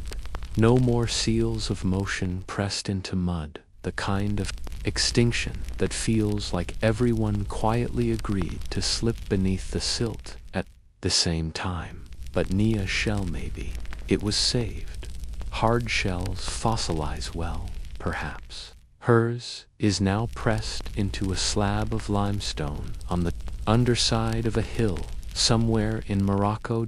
Or resting in a museum drawer in France, still coiled, still patterned, still perfectly resolute, her symmetry, mathematically ancient. Her purpose, to float, to feed, to be. To leave behind art that accidentally survived the end of her world.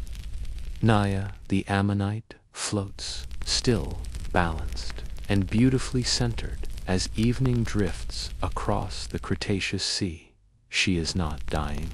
Not yet. She's doing exactly what she's always done. Adjust, float, understand the water by being part of it. But something feels fainter. The current is less predictable. The microblooms of plankton aren't clustering like they used to. The reef she's anchored her routine to is quieter, colors dampened somehow. Echoless. She doesn't know extinction is coming, because extinction doesn't arrive with footsteps. It arrives with drift. This is the late Cretaceous, and the world is on the edge of its fifth mass extinction. The skies hold secrets no ammonite will ever see. A giant asteroid, 60 million years early, to ruin everything. But Naya doesn't need to know this. She drifts within a closed loop of light, warmth, and shell maintenance.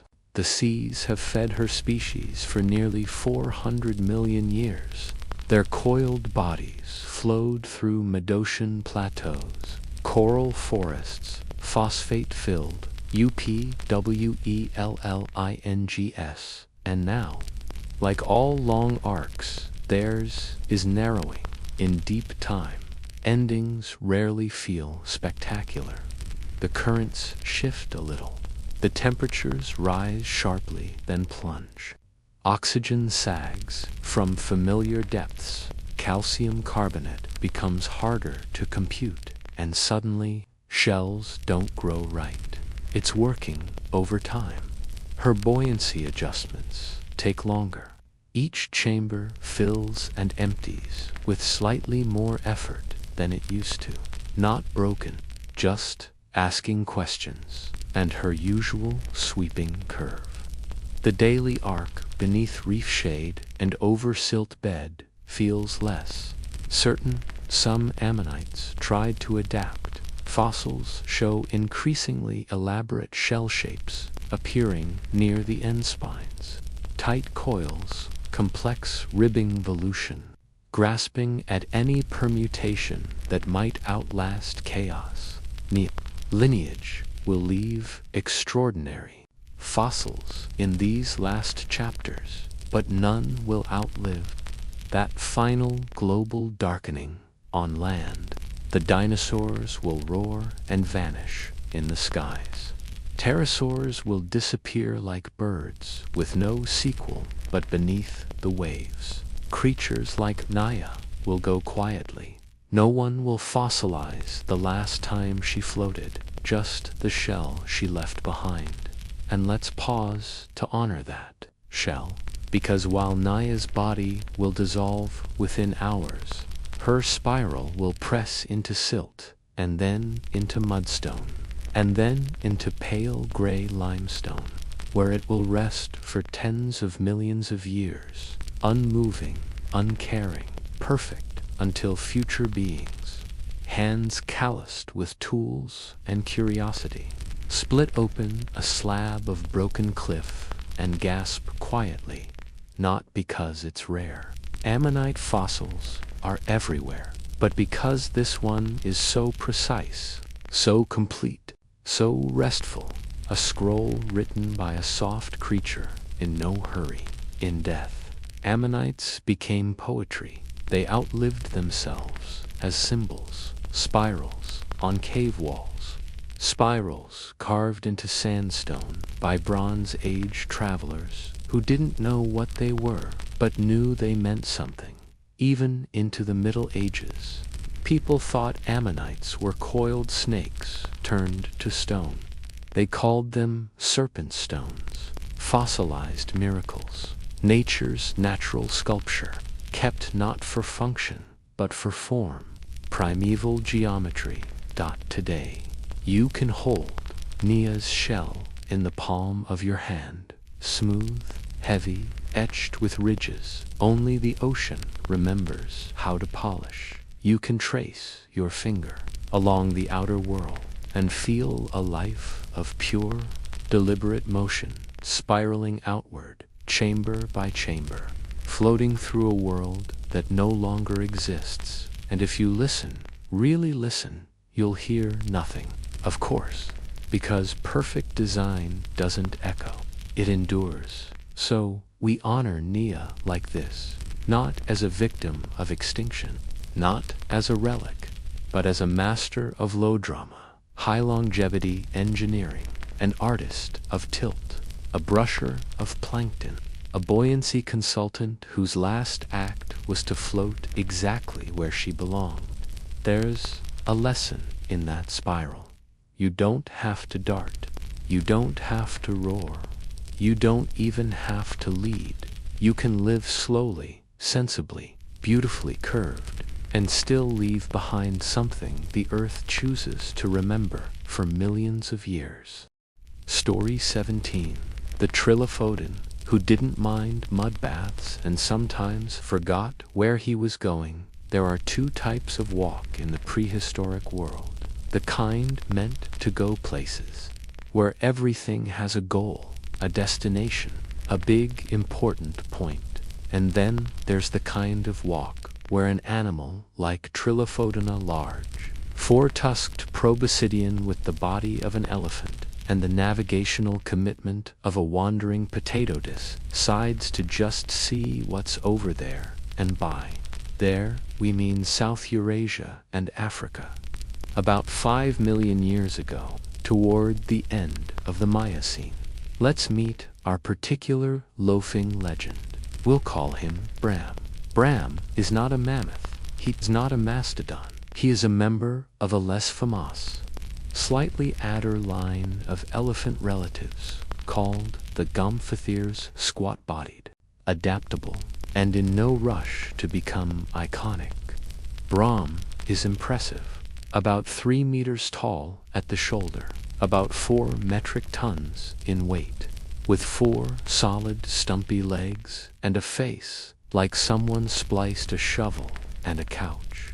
What makes Bram special isn't his size, it's his approach to time, which is to say, he frequently forgets where he's going, midway through getting there. This morning, for example, began with promise. He set off from the grove after a rather satisfying bout of soil scooping.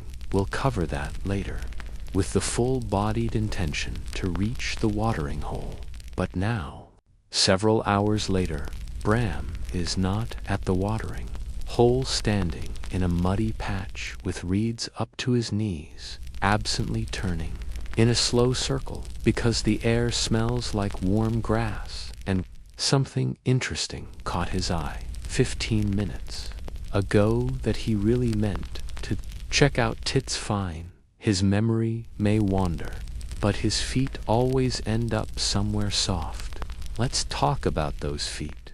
Bram is one of the best-equipped mudwalkers of his time. His feet are round, padded, and high volume, built to distribute weight and proceed forward with zero unnecessary splash.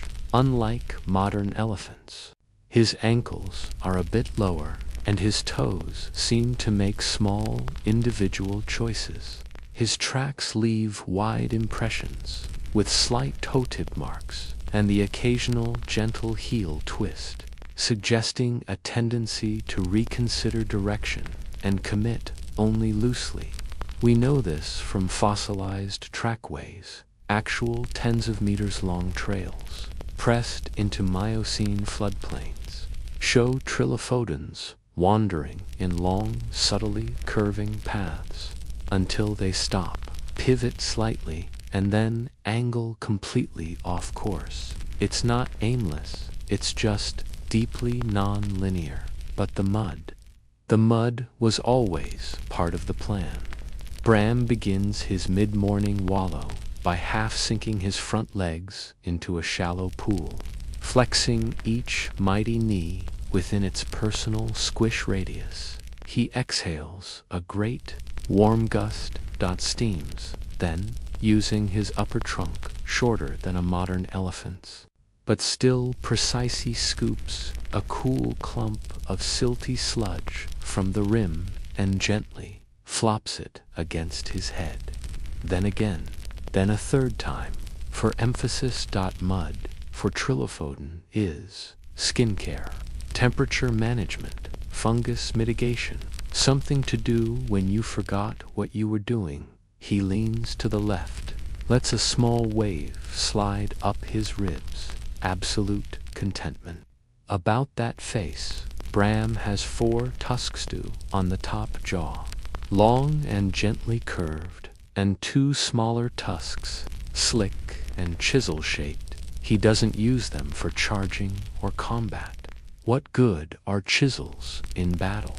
Instead, Bram uses his bottom tusks for digging, stripping bark, cracking dry clay plates, and, if we're being honest, as fumbling cutlery when investigating floating objects. There are fossilized signs of wear on many Trilophodon, tusks often uneven, suggesting individualized chewing styles. So Bram might nibble sideways, another might scoop upward.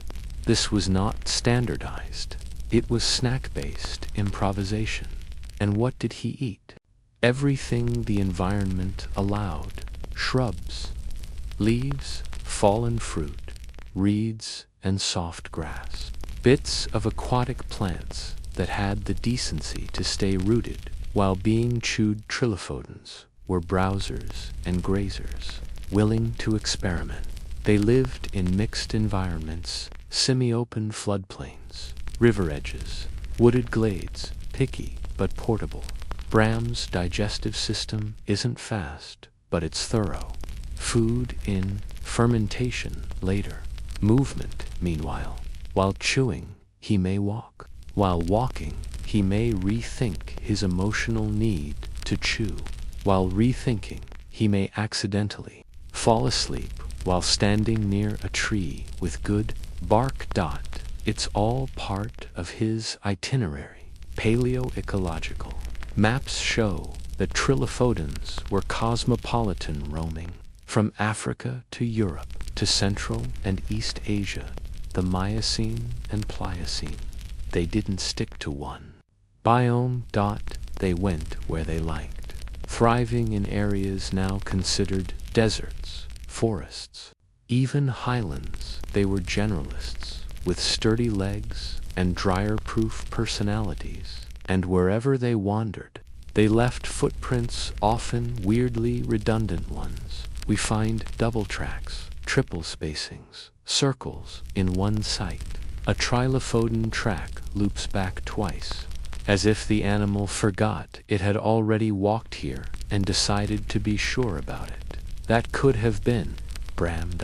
Just being thorough. Now, near sundown, Bram finally arrives somewhere. Is it the same waterhole he meant to visit? Maybe. Is it a slightly smaller, muddier one full of ancient proteges? Yes, that'll do. He flumps down on one elbow haunch, pushes his rear legs sideways, and inhales deeply a trunkful of golden air that smells like baked reeds and hummed horizons. He's not lost. He's just refusing to be rushed. He'll eat later. He'll remember tomorrow. He's not in a race. And if a mountain forms in front of him, he'll walk around it eventually.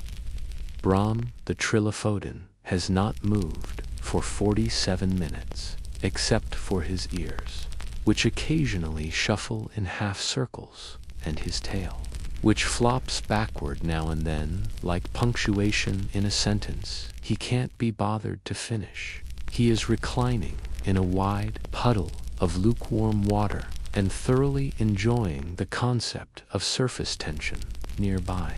A flock of small prehistoric waterbirds, flapping and disputing some unknowable feather debate.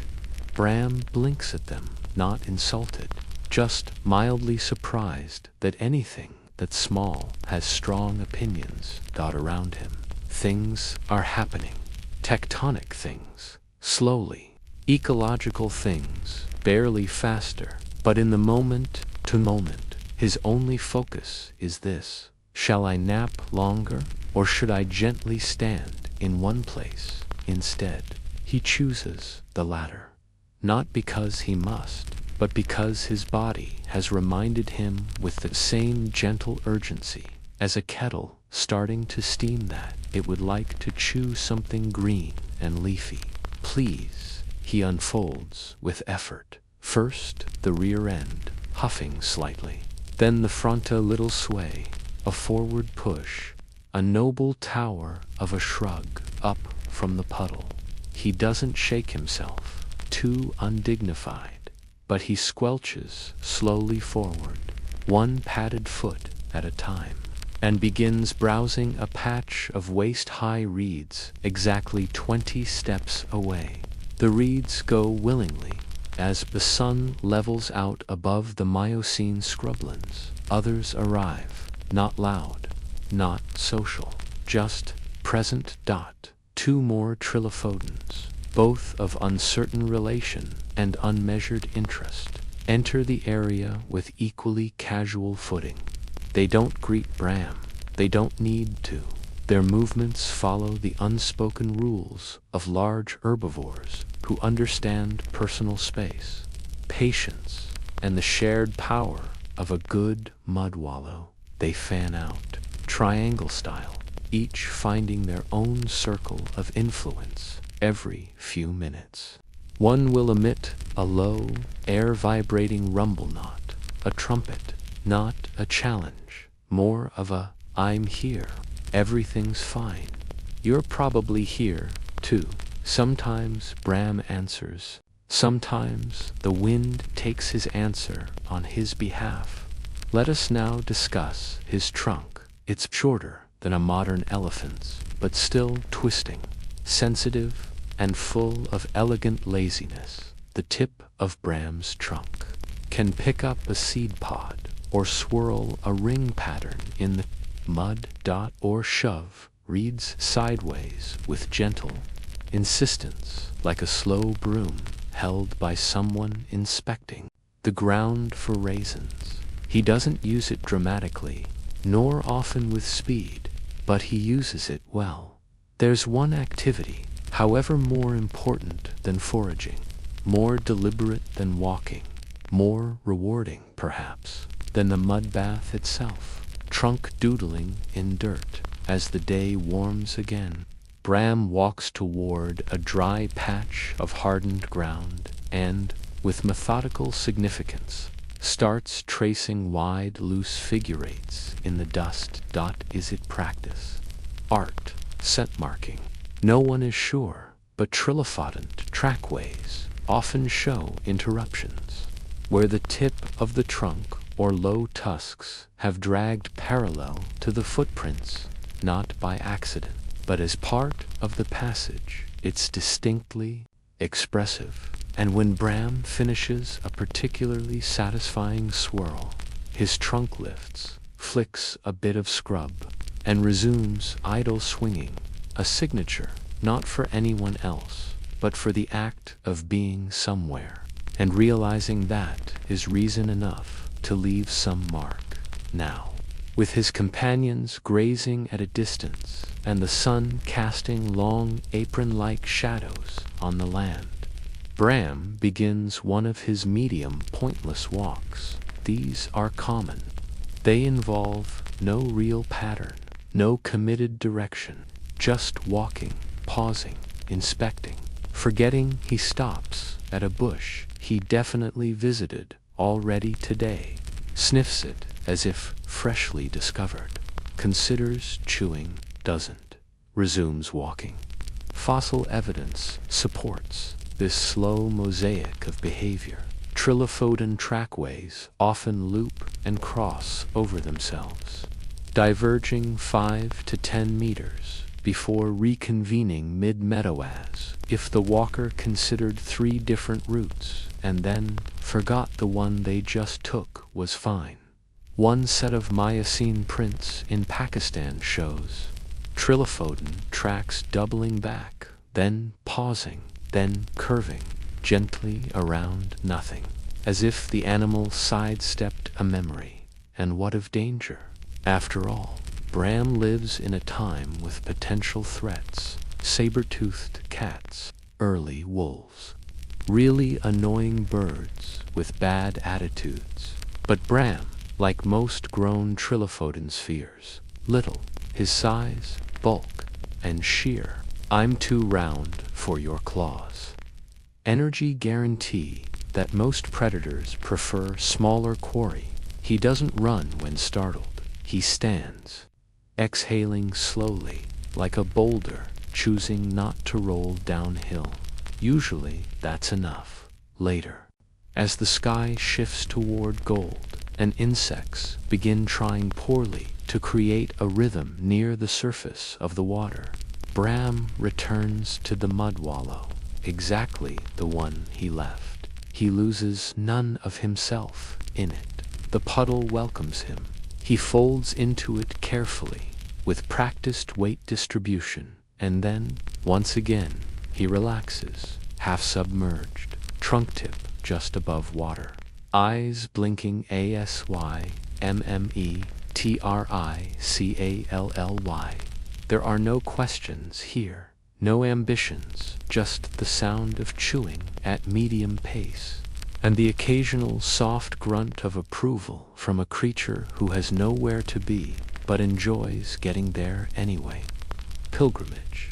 That's what we call it when something wanders with quiet honesty, when there is movement without anxiety, and travel that doesn't demand results.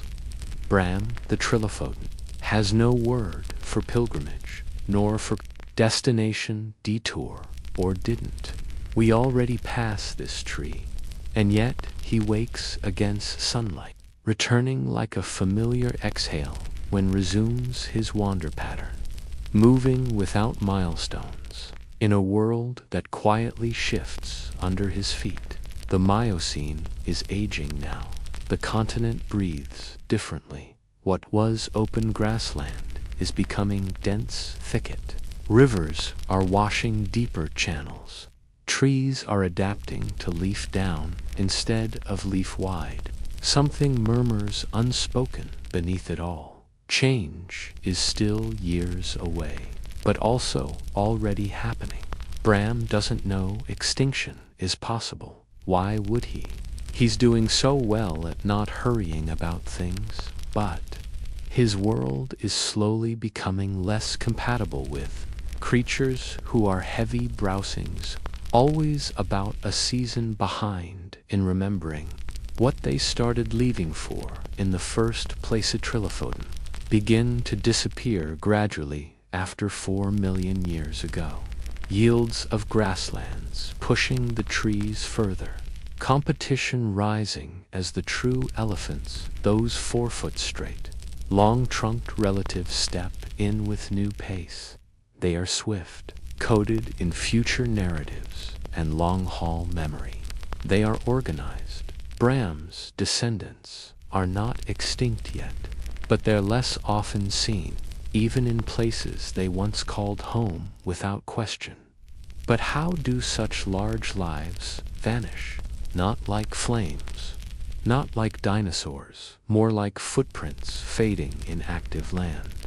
Soil churns, other herds walk over the same watering paths. Forest growth covers the resting hollows, stone erases scent, and eventually the round, padded trail of a trilophodon walking in a lazy open spiral becomes fossil, stone, topography. And yet, some memories stay stubbornly rooted. We have trackways, long ripple-marked prints from Eastern Africa, China, Pakistan, and Europe. One such site in Turkey preserves a winding path across soft Miocene mud, Big round toes, softened at the edges, spaced widely, softly. Then a swirl. Then pause. Then the trail begins again with slightly deeper, slower impressions. We think it rested. We think it considered. Turning back, we think it was Bram-shaped. Then there's the tusk record.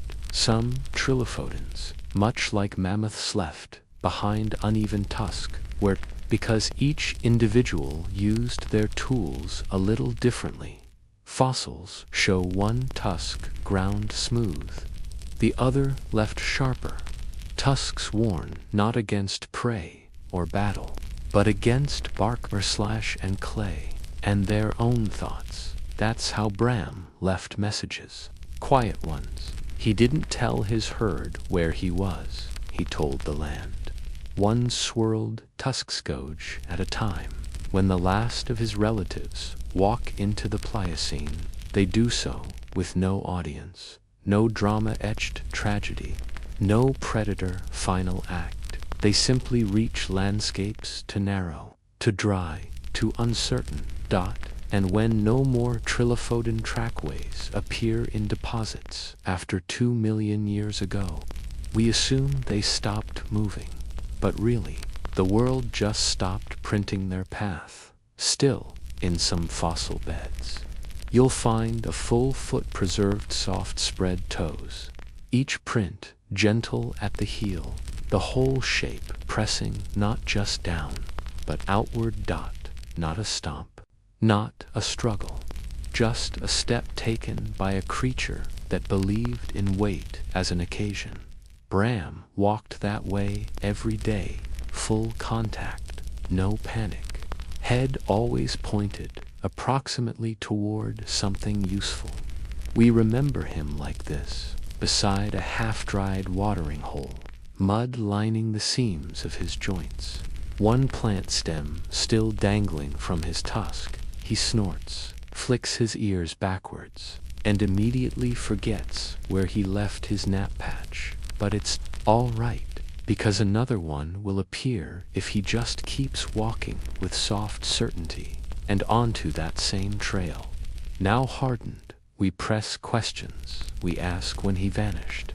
But the earth remembers better what he carried away slowly over time, which was mostly just moments. Not meanings, just motion. So when we talk long walks, now walks taken for no reason beyond peace, pattern, or pacing through the edge of whether we whisper his name. Trilophodon, big, steady, bright-eyed, distracted, walking round the land for reasons only it needed to. No. Leaving prints wide enough for the rest of us to lie down in and just breathe.